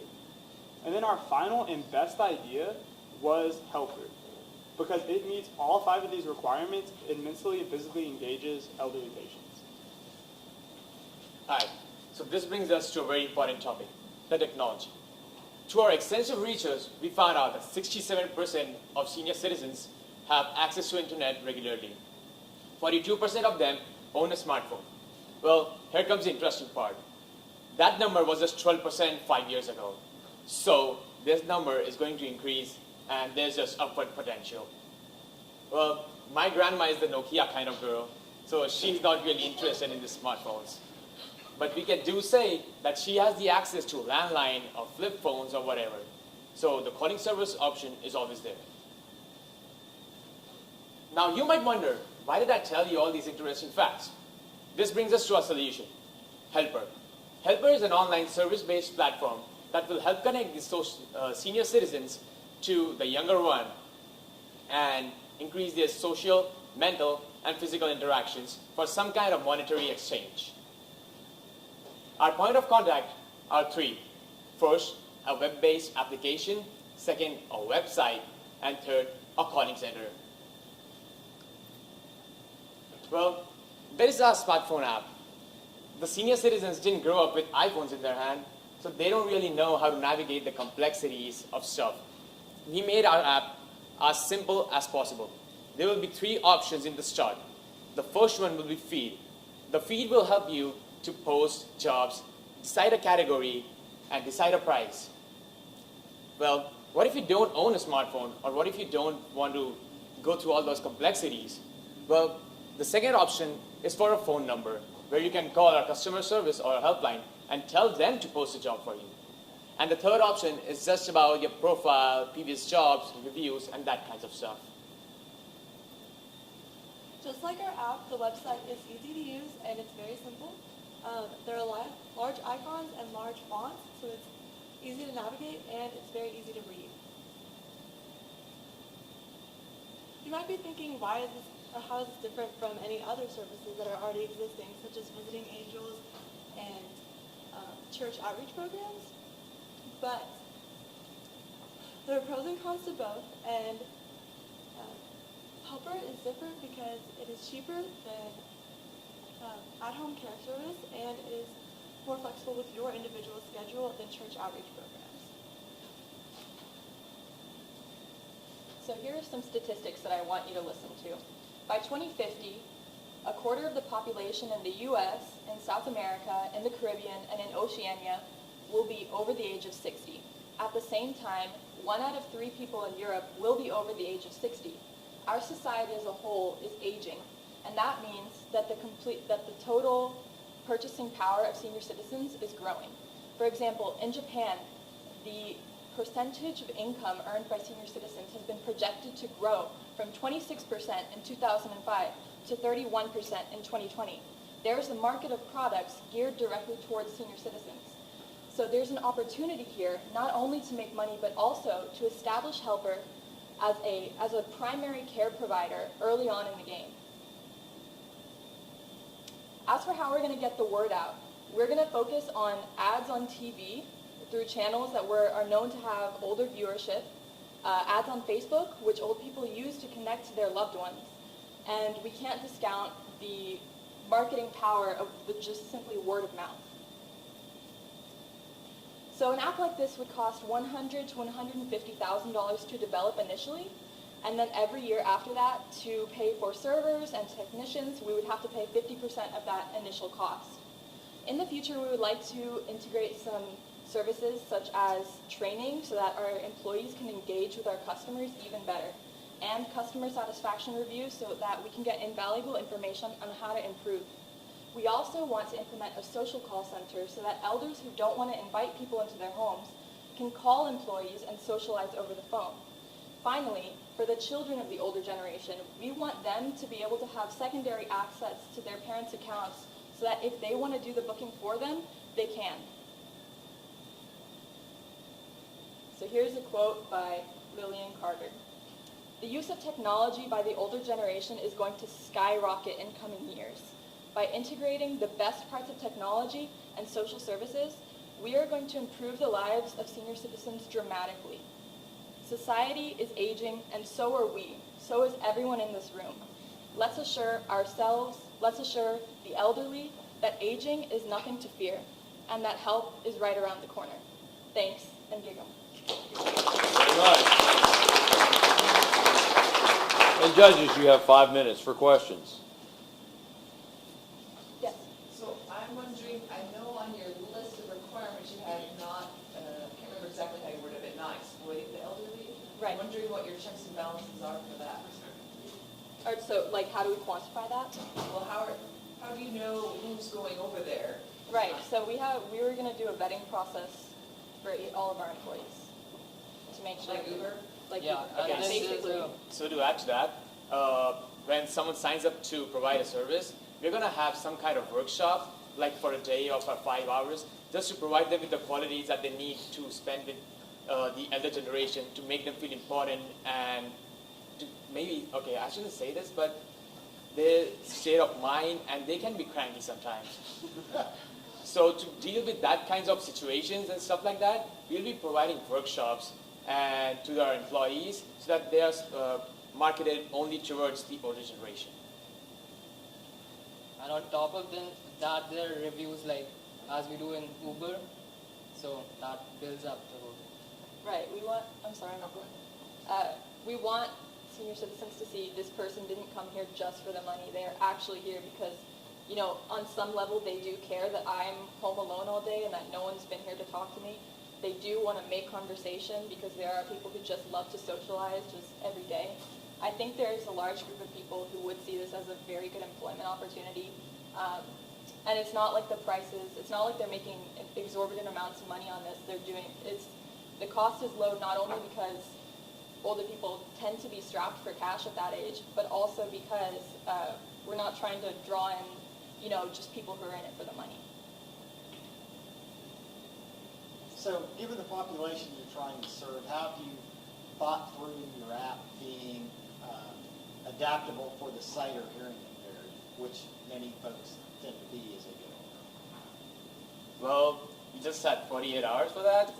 So that is one of the future options that we can look into. And we also have the secondary options for the children to get access to their parents' accounts and stuff like that. So they might be able to do the booking for them.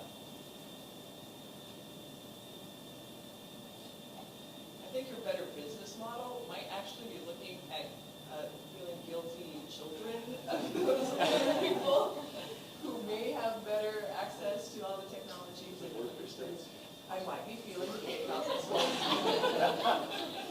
Although I have to say my folks figured out Go-Go Grandma the other day, which if you've never heard of that, that's Uber and Lyft if you can't use an app. You dial a phone number, tell them where you're coming from and where you want to go. So that's why I asked the question, because for them, every time they've been given a smartphone, they lose it, but somehow that flip phone hangs on. Okay, thank you very much.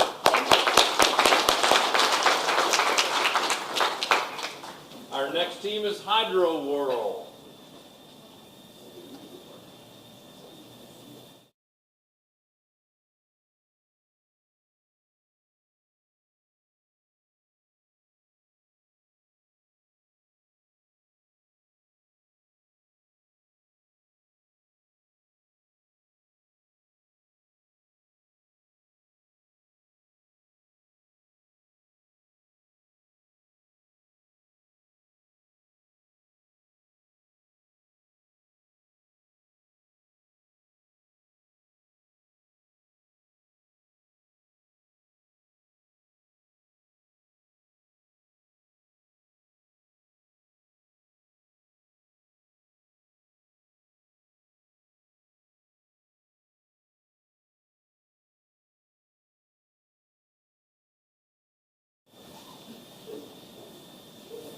Howdy, we are Hydro World. Hydrate the world. I'm Nick, and I'm the video producer. I'm Nicholas, and I'm the research expert. I'm Shariful Bhuyan, and I'm the computer-aided design expert. I'm Amanda, and I'm the presentation manager. I'm Sarjeet, and I'm the prototype expert. I'm Megan, and I'm the business model developer.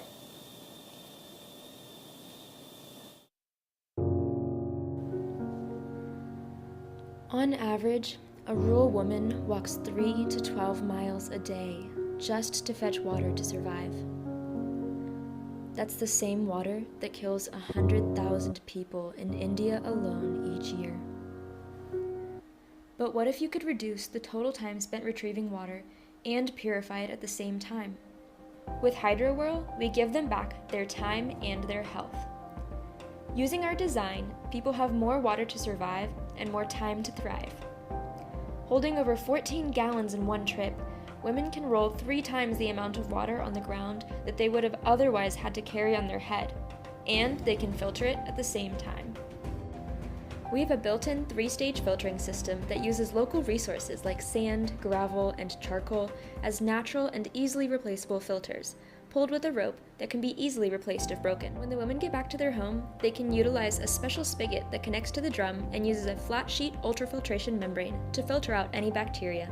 By getting water twice a week instead of every day, women and children can spend their time reading, learning, and working. HydroWhirl addresses a problem faced by almost every rural family in India.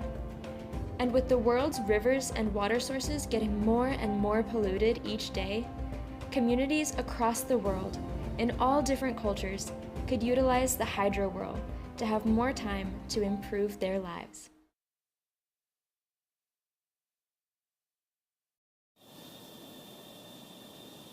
So let's start with some facts. How many of you, when you woke up today, worried about where your water is going to come from? I'm assuming not many of you. How long did it take for you to go get that water? Did you walk downstairs, go to the sink? Did you go to the ice chest over here and grab a soda?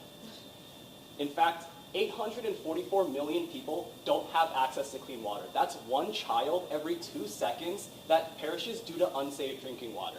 And on top of that, even if a community has a source of water, it may take a long time for them to get there. In rural areas, women can spend an average of 3.7 miles just walking to get water for a single day just to survive. Now, as you can see on this map, the countries highlighted in blue are all countries that have not unreliable sources of drinking water. And this is across all 7 continents, all across the globe. And so that brings us to the needs statement. How can we design a system to provide clean water that is accessible to a large portion of the world's population? And so the world, being as big as it is, we decided to narrow our scope down to Africa and South Asia because there is a big problem there that affects both regions heavily. The fact of the matter is, water may be accessible, but it may take a long time to go get that water, and oftentimes that water may be contaminated. Okay, so we defined 5 requirements. First one, we want a product that can easily transport a large amount of water, typically more than 14 gallons. Second one, we need an efficient filtration. That means for us that the filtration must make water drinkable. Third one, a low maintenance, like no more than once per year, and with the possibility to use a maximum of local resources available. Fourth, we want to make a product very intuitive. So for us, we want that illiterate 7-year-old child can't use our product. And finally, a low cost. Low cost is for us less than twice the current products existing on the market. So we look at the market and we highlight 2 similar solutions, the HydroWhirl and the Q-Jump. This solution focuses mainly on the easy transport of a large amount of water. So we want more. So we think first about how to purify the water with local resources like sand, gravels, charcoal. But we think about a cup with an included filter, but it was not so big capacity. So we think about how can we, for example, put a tank on the roof, so to collect the rain and to filter it and store after on bottles. But it was not so good. So finally we came up with design and idea, and after a lot of brainstorming, we converted our idea into a computer-aided design and to facilitate our prototype development and also to get a visual product idea of what we are going to make. And as you can see in the motion picture that once we have developed our model and as this is being rolled, the water itself circulates because of the driving inertia force, and the water passes through the three-stage filtration system that not only does the job of moving the water from source to destination, but also in the meantime filters the water many, many times. So after that, the key components of our product will be plastic barrel, maybe made up of low-density polyethylene, which is very highly durable. We have ropes, some local resource filters that can be used locally, such as gravel, sand, and charcoal. And also with that, we will have a spout that will have a built-in microfilter membrane that will further enhance the purification process. So to ensure that the water make sure that the water flows through the membrane and not on the other direction and not clean the water itself, we have a valve operating system that will ensure that the water only flows through the direction of the filter and not backwards, and also that will facilitate the process, and the driving force will be the rotating inertial force. So our current design can hold 14 gallons of water. This is approximately 120 pounds. Now, typically a child and a woman will not be able to tilt this bucket. So, in order to solve the solution, we put the spout on one end of the cylinder. And this spout has an ultrafiltration membrane that will be able to clean the water even more.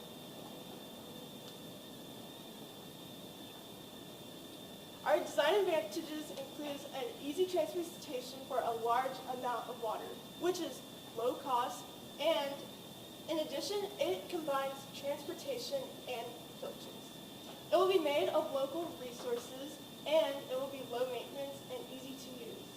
So for our prototype, we have a 5-gallon drum. So as you can see, the filter is easily removable as it has a latch mechanism. This is for representation purposes. This is the actual filter. And then we have a spout on the side, which the cap is attached to the lid so that you don't eventually lose the cap. Then it has, since the cartridge is self-rechargeable, it has instructions in local languages of the region, about which material to fill where. And then this one also has a visual graphic in case the person using does not read. So this is the product. So this is the cartridge. The cartridge is a 3-layer filtration technique. So the top layer is sand. The top layer is gravel, sorry. The next layer is sand. And the third layer is activated charcoal. So the sand and the gravel need to be washed before usage. But the activated charcoal we got from a Brita filter. So we actually wanted to test if the materials actually work. So we stacked them up in a cup, and then we purified water. And the left cup you see is the water before, and the right cup you see in the third image is the water after. So this is after one pass, and it cleans up this well. Imagine how it will clean after hundreds of passes when you drag this for 30 minutes. So the innovation of the thing is the purification of power of the live straw, the transportation capability of the hippodrome, the ability to use local resources to generate clean drinking water. I was about to ask, how many of you were wondering how much it's going to cost? Right, so guess what?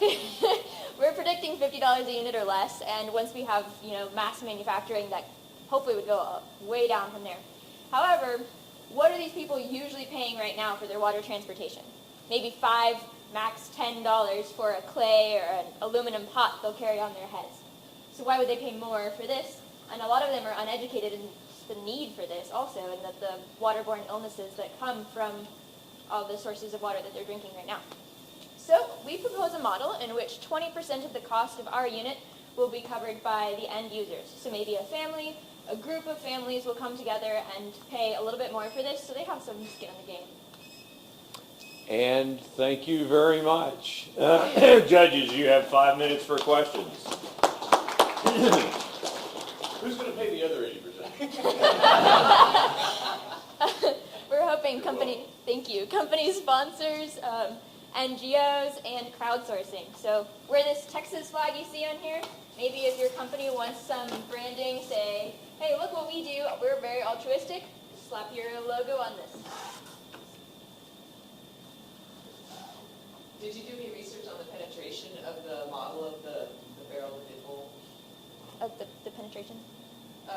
How many people are actually using those yeah. It seems to be just in a couple communities. I'm really not sure why it hasn't moved out of those, because the hippo roller, which was it's been very popular. It's been around since 1994. Has been pretty successful, but it seems to be only in the local areas where they've targeted originally. So I don't know why they haven't moved out of there. Also, the cost of these rollers is really high. It's in $100 to $120. Yeah. So, and their roller is $120, and that is even without the filtration system. We want to integrate both the filtration system and the transportation system and bring the cost down to less than $50. Yes. So have you guys actually tried pulling one of those with 100 pounds of water in it? And how well does it roll with 100 pounds of water in it? So actually the Q roller has been around since 1994, and it actually is the same capacity as the capacity we're planning on using. And so in these communities, the people are able to move it to the water source and back, and so we're making the assumption that people are able to do it both with their physical strength and where they are. So if you speak mechanically, so about when you are pulling something like this, only about 15% of the weight of the water is actually your effort. So if you are pulling say 10 gallons, you'll effectively be spending energy equal to lifting 1.5 gallons. So that's pretty doable. So do you have a target region in mind, or do you have a target customer in mind? Is that an NGO? Is it this is great, you got it funded, now what? So we started with our target audience being India. However, we did some market research and discovered that that's a pretty volatile market. Not really sure where it's going to go. So we ended up maybe wanting to start in Africa. We'll talk about specific NGOs and where they already have a presence and see from there. Because we can do something that other NGOs that want to give water to people can't do. You know, there's only so much you can do with building wells. The wells that these communities do have are dried up. And there's only you can only drill so deep. So we're providing something that lots of other companies and organizations also want to do. So we just got to find exactly which ones we want to the right technology, and we want to provide that. So we want to provide such facilities that the world will be happy enough to say that water everywhere and all the drops to drink.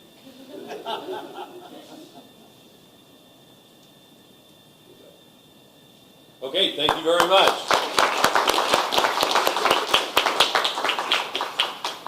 All right, judges, finish out the scoring, and the next team is jumping ahead.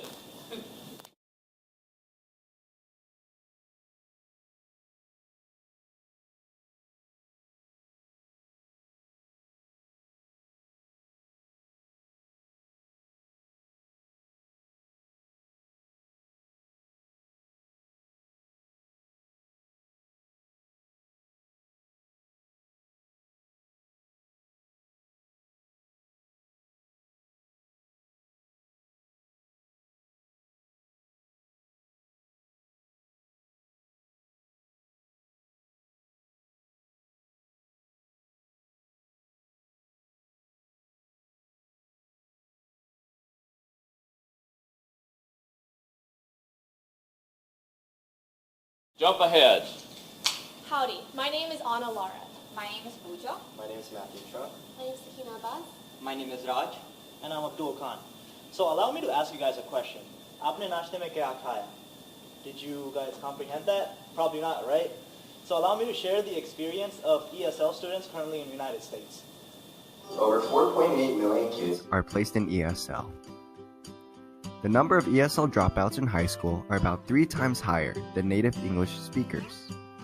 And it costs twice as much to teach an ESL student as it does to teach a traditional student. One of those 4.8 million is Adrian. Him and his family just moved from Romania to the United States. Adrian loves school, and he was excited for his first day. But Adrian struggles to understand English. He tries to learn English at school, but he is unable to. Because of this, Adrian couldn't connect with his fellow classmates. But that's before he got his own Lingo Lenses.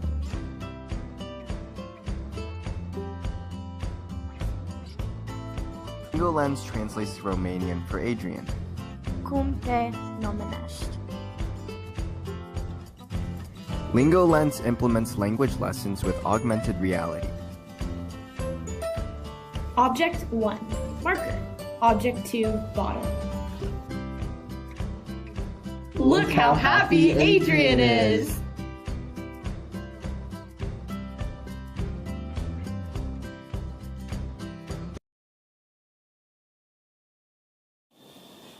Alright, these are Lingo Lenses. Lingo Lenses are glasses that utilize augmented reality to personalize learning for students who are in ESL. ESL is English as a Second Language students. This technology, we want to allow the student to take control over the concepts that they are learning in school. So you may be wondering, what exactly is personalized learning? When we first picked this topic, we really had an understanding that there were 7 different types of learning. Your traditional audio learner, visual learner, kinesthetic learner, but it actually happens to be that personalized learning encompasses a lot more than that. It's creating a learner profile for the student. It has to do with where they come from, what they already know, and their preferred learning style. It's been proven that learning styles do not always directly indicate that the educational experience will be greater if they're using their preferred learning style, but it does show as part of the learning profile. With these augmented reality glasses, we are hoping to implement this for the student to be able to take advantage of their learning environment and pick how they would like to learn.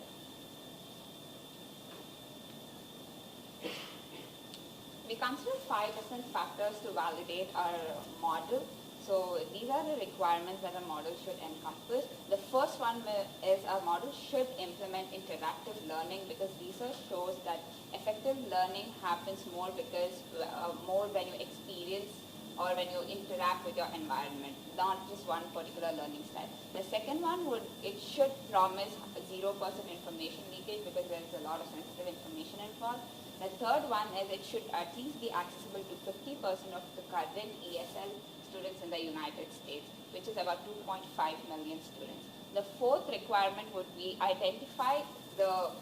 we do a pre-assessment to identify what the person actually knows before he takes up a lesson with our product, and then assess and create a personalized profile for the student. The fifth one would be measure academic improvement. Has Adrian improved in his learning style? Has it actually impacted? Has our technology actually impacted learning style for Adrian? These are the 5 requirements. Is it important? Do we need this product in our current market? Yes, we do. Because statistics show that 20 to 30%, there is a 20 to 30% increase in dropouts of high school students when compared to native English learners. So there is necessary, and the language barriers that creates decrease in social interaction among students, which lead to low self-esteem, depression, and loneliness. This is just a small example, but the impact of a product can be much greater than that. So in order to address these requirements and the problems that we face, we came up with many different solutions. And one of the solutions, as you can see on the little flowchart, is a testing solution. So basically, we would devise a series of tests to identify learning styles, and from there we can teach students in the style that they prefer. However, the drawback is there was a study done in the 1940s that did this, and it basically concluded that there was no conclusive evidence that the learning in these learning styles is beneficial based on the teaching method that was used. And now the second method, if you can see, is our joy method. And basically, it's a game.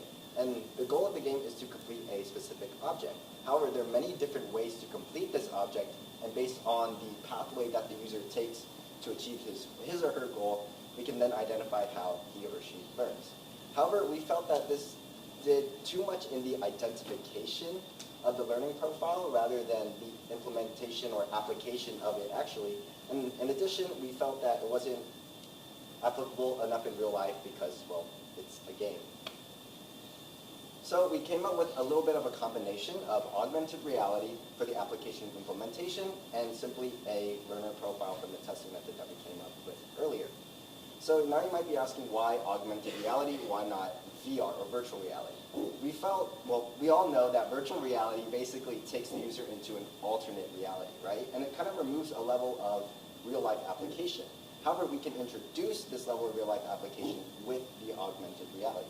And by introducing this, we give them a more personalized learning experience simply because now they can learn from the events that they go through in everyday life. And by allowing them to take advantage of this reality, we give them a chance to actually connect with the content that they learn. Okay, so this is our product. This is Lingo Lens. There's 5 main components that I'm going to talk about. So the first one is charging ports. This is similar to what Samsung and Apple have done with their headphones. So the little pins here will directly go into where the case is, which will go into the outlet. The second component is the projector. The projector will take data from the camera and motion sensor and from the open source with the class, like actual curriculum, and project it out just like you saw in the video with the water bottle and how to stay with the water bottle.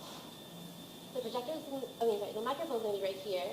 We thought it'd be good to place it right here, which is close to your left eye, because it'll be close to your mouth, so they'll be able to pick up the user's voice easily.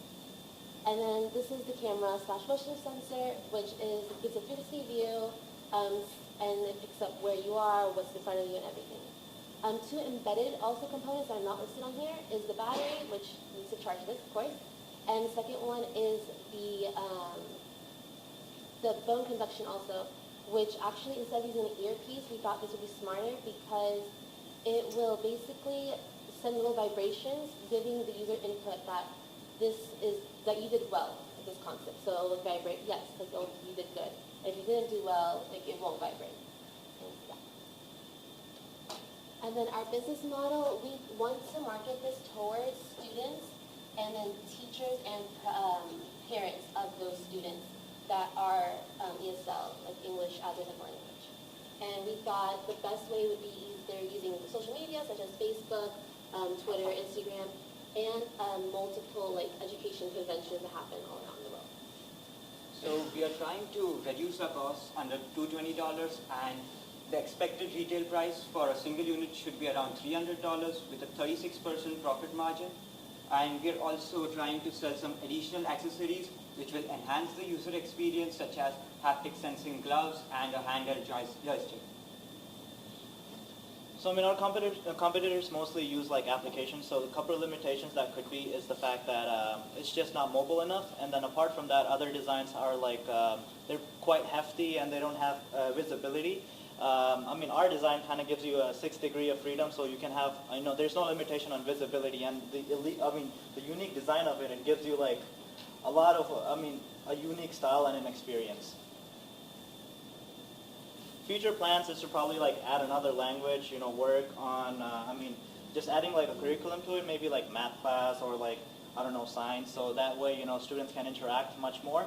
But imagine this, if you take your dog to a stroll, you can have these glasses on, when you come back you have an intellect of a different language. So help us jump ahead into the future of education. Thank you very much. All right, judges, you have 5 minutes for questions. So I'll ask the first question. Is the technology either using Google Voice or one of the other, or Google Translate or one of the other applications local on the device, or are you counting on connectivity to interact in real time? We are trying to combine technology, already existing technology. There is AR, there's VR, all the existing technology to interact with the student. So we are kind of thinking, probably we grab technology from one component and probably the size of the component from the other, and trying to integrate everything to provide the best user experience. So yeah, in other words, yes, we are going to use platforms of different sorts to just combine it together. And does the device then talk to the student's cell phone, or does it have its own? So it has its own speaker, like Sakina was talking about it. So it tells you, like, it notifies you that, okay, this is what's happening, or this is what you're supposed to do. And then if you want to like proceed, for instance, it could be like situational questions. Tell me yes or no if this is a water bottle or not. Then you can have like a haptic feedback, or you can do like motion sensor nod your head. So kind of like it's interactive. We're trying to keep it that way. And we're trying to allow it to collect the data that it's given so that the students and the educators can see if the student's really grasping the knowledge, which really proves that it's personalized learning. And I'm not sure if this answers your question, but the bone conduction, it works through vibrations. So actually, you can hear sounds through vibrations, and that's basically how it works. Yeah. So I know I was in a taxi over Christmas, and the guy couldn't speak English very well. He had some sort of translation service, so we were trying to have a conversation. He was listening to that. Why is your solution better than doing because you were talking about loneliness and interaction? Why is your solution better than one that would really enforce interaction with another person that speaks that language? So I think our product is not necessarily like a live Google Translate that you're looking into. Our product is more leaning towards like teaching kids English, or not just kids, but like whoever wants to be our market. So it's like, it could either be like, for now what we have it as, it's a tutor. So pretty much, you get like, teachers can work together, whatnot, so you get like homework assignments or whatnot. So the teacher teaches you one certain subject, then you go home, and then you get to like, pull out this device and then wear it. As you're walking across, you get to learn new tools or whatever implementations that the teacher might have assigned, or whatever the programmer might have assigned. You can kind of like interact with that in that sense. So it's not like actually a live translation type of thing, but it's aided towards like teaching you a language. So by yourself on a personalized basis. We had to basically learn the different learning styles and combine them, because basically what we thought was there were 7 distinct learning styles like audio, visual, and etc. But what then after some research and talking to the mentors, we were told that it's basically a combination, it's an experience. So to provide this experience, it never happens with an app. App is like audio visual. It's like instead of a physical teacher, you have a person talking to you through the phone. But augmented reality is more like provides you with that experience of actually interacting. It's more dynamic and you learn quickly. And it also takes an information as to what is your learning style and combines eventually using AR or AI machine learning technology so to provide you with the best experience. And you can increase the learning rates basically. Yeah.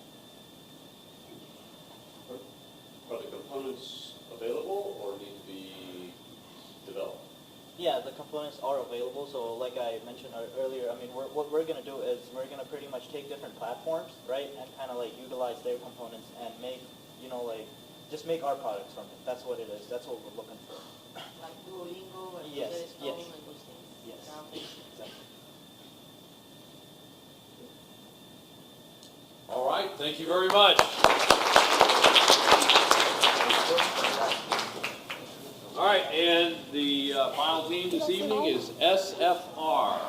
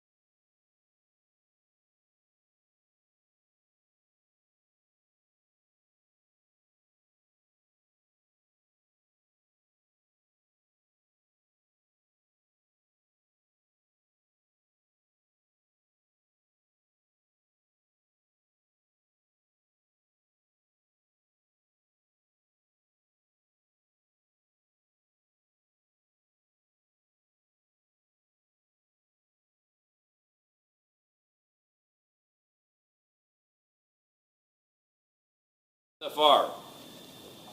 Howdy, I'm Giovanni Ferranelli. I'm a junior industrial engineer. Hi, I'm Jerry El-Jumamudi. I'm a freshman mechanical engineer. I'm Cole McCoy. I'm a junior telecommunication. I'm Robert Elizondo. I'm a freshman computer science student. I'm Julio Maldonado, a senior computer science major. 120,000 deaths. That could be the number of people that died in a war. that could have been the number of people that were killed by a disease. That could be the number of people that were killed by terrorist attacks. As bad as war, terrorism, and diseases might sound, this was actually the number of people that were killed in the last 5 years in Thailand because of road accidents.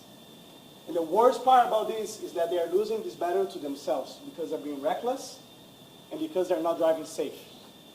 However, we are safer. We're here to solve that problem. We developed a free phone application that will not only encourage people to drive safer and responsibly, but also we will reward these people through connecting them or giving them the opportunity to connect with the rest of the world in a good manner. We want people to drive safe and fly often.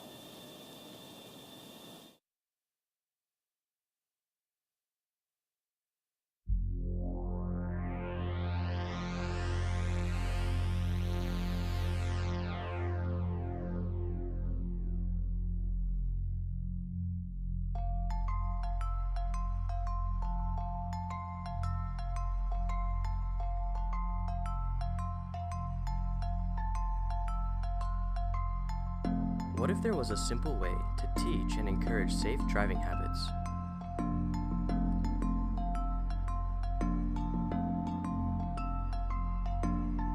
What if we developed these habits to make the world a better place? What if we could change the culture of driving?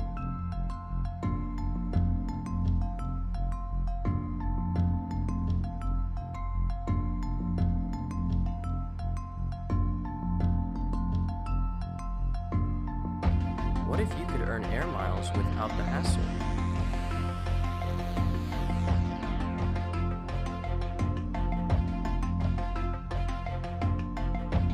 What if we could explore our world while saving lives?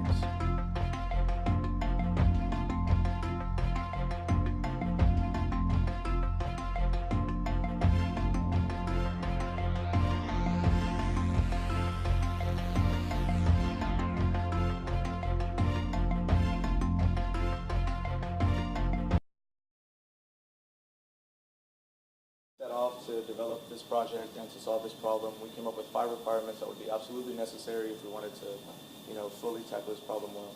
It had to be affordable. It had to accommodate to the ages between 15 and 34. It had to be initially focused in Thailand because of the vast amount of motorcycles that are already there and the fact that 70% of the road accidents that are caused there are because of reckless motorcycle behavior. So we also wanted it to reduce accidents by 10% in 10 years, and we had to incentivize good driving behavior while remaining profitable.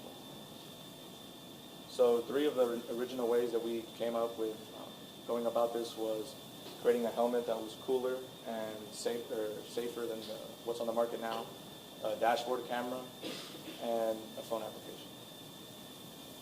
So just to give everyone an overview, we had the need of reducing the reckless driving in Southeast Asian countries, right? And the solution we want to provide for that is a free phone application that ultimately we want to take an approach to create a business model that will be fed to a reward system, actually a unique reward system that has never been seen on the market. That's why we decided to develop Safer, a cross-platform mobile app. The fact that it's cross-platform means that anybody who owns an Android or iPhone device can start using our app right away. One of the things that we kept in mind when designing our app was user acquisition. We wanted the app to be so easy and intuitive that anybody could start using it as soon as they downloaded it. We decided on 3 core features that focused on user acquisition. The first one is we would detect if a user is driving.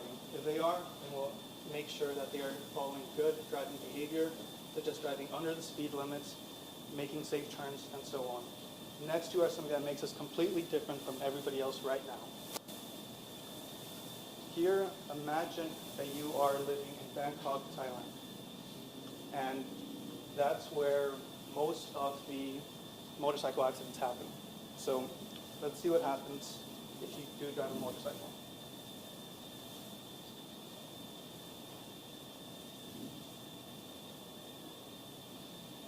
We will immediately detect if you are wearing a helmet and we will reward you for doing so.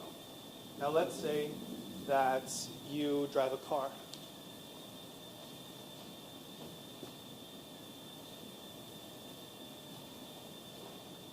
We will detect that you're wearing a seatbelt. The app is intuitive and easy to use.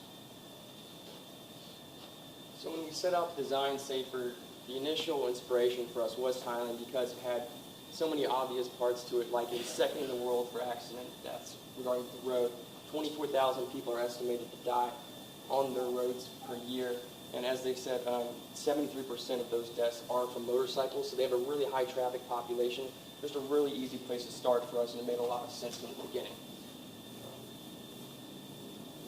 So I think we're really excited about the model behind our reward system here because it's pretty unique in the fact that we have integrated air mileage points into our reward system, and that's really the forefront of what we're trying to do here because it really hasn't been done.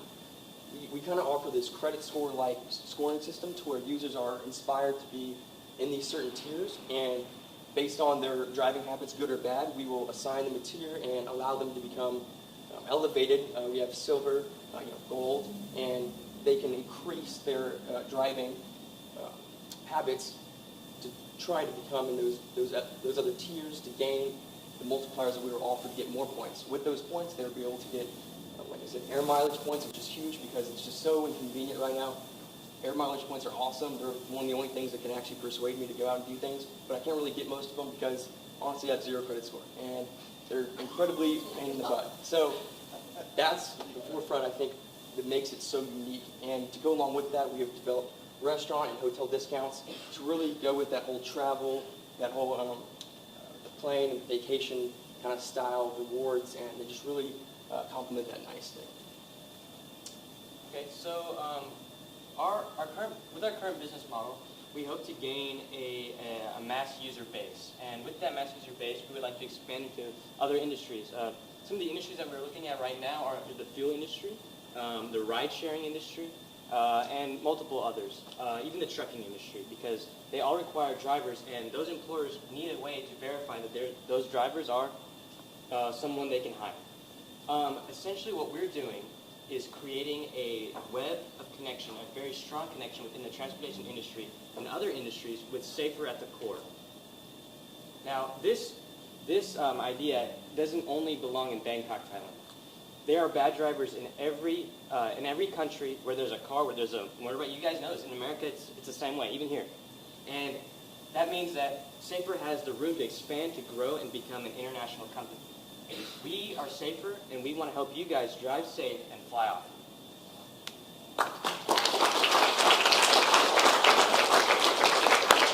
Judges, you have 5 minutes for questions.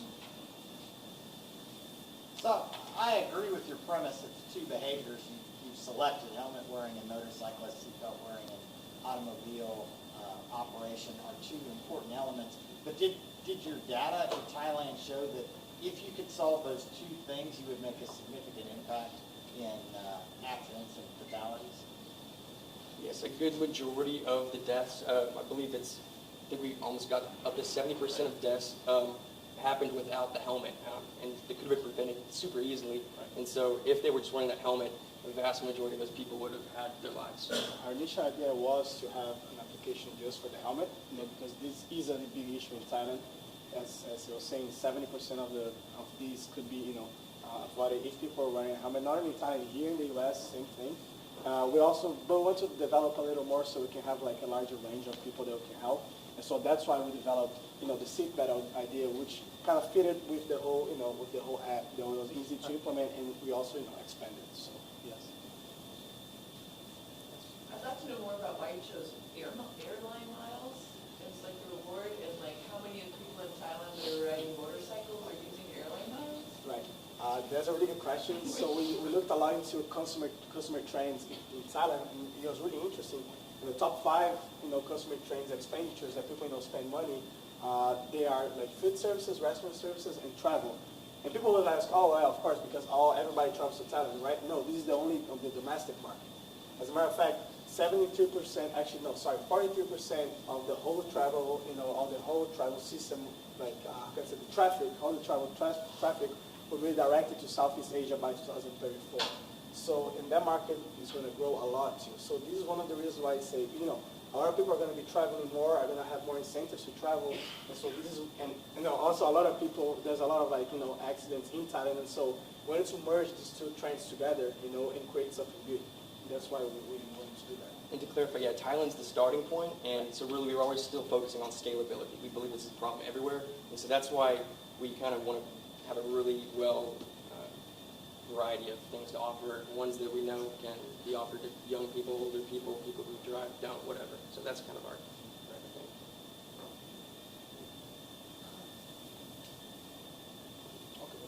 Okay, thank you very much. All right, that concludes the presentations. I'm going to once again remind you, please fill out that survey. The research is very important that we're gathering this data, so please fill out that survey. Also, go grab any of your belongings down in the EDC, bring them back up here. Let's see, we're going to go, the judges and I are going to walk out, and then we'll be back in just a few minutes to provide the award. So we'll be back in just a few minutes.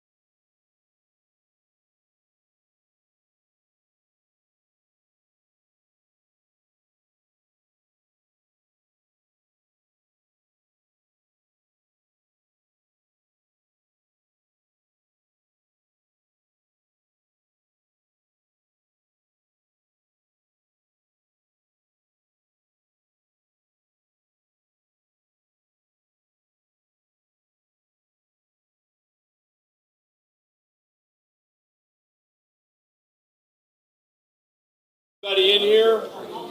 Everybody present? If you're not here, raise your hand.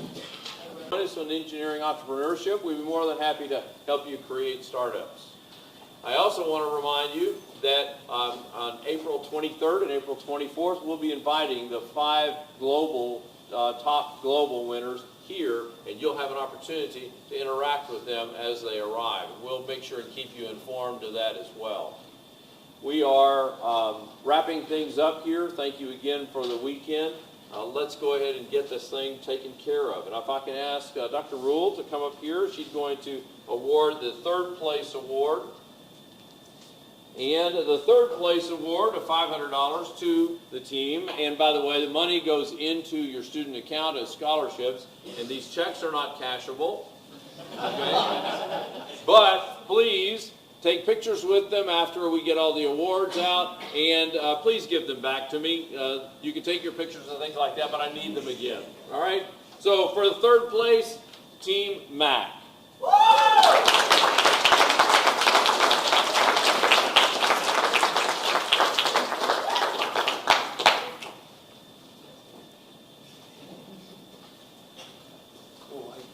Warm up, everyone. All right. Now it's like even in the middle. There you go. All right, right here. Congratulations, you guys. Congratulations.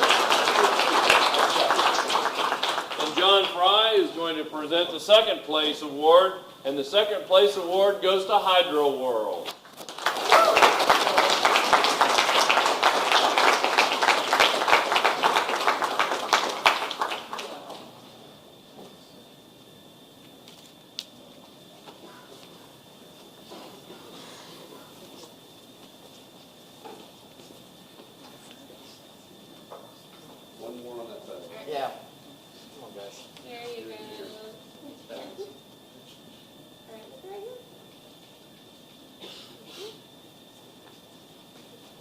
Congratulations. I'd like to invite Dr. Maria Alves to come up and give the first place award representing the Halliburton Global Programs here in the College of Engineering. And this team is also going to be entered into the global competition. We will re-record your presentation after we've done a few fine-tuning with you, and then we will submit that to the global competition.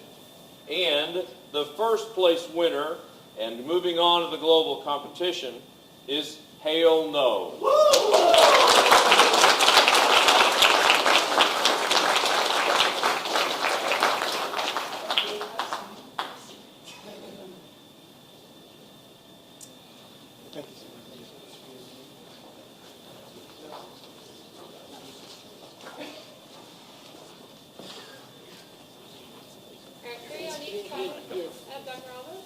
One other person on the other side of her. All right, Reggie. One person, okay. Big him? I don't know. 1, 2, 3.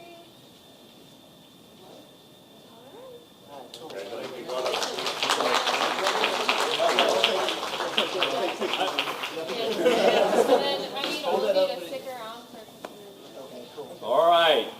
Congratulations to everyone involved. Again, don't forget to fill out the survey for our research. We really appreciate that. Thank you for everyone and all the time and effort that you've been here. Please help us clean up with the trash. And y'all have a great weekend. School starts tomorrow morning at 8 o'clock.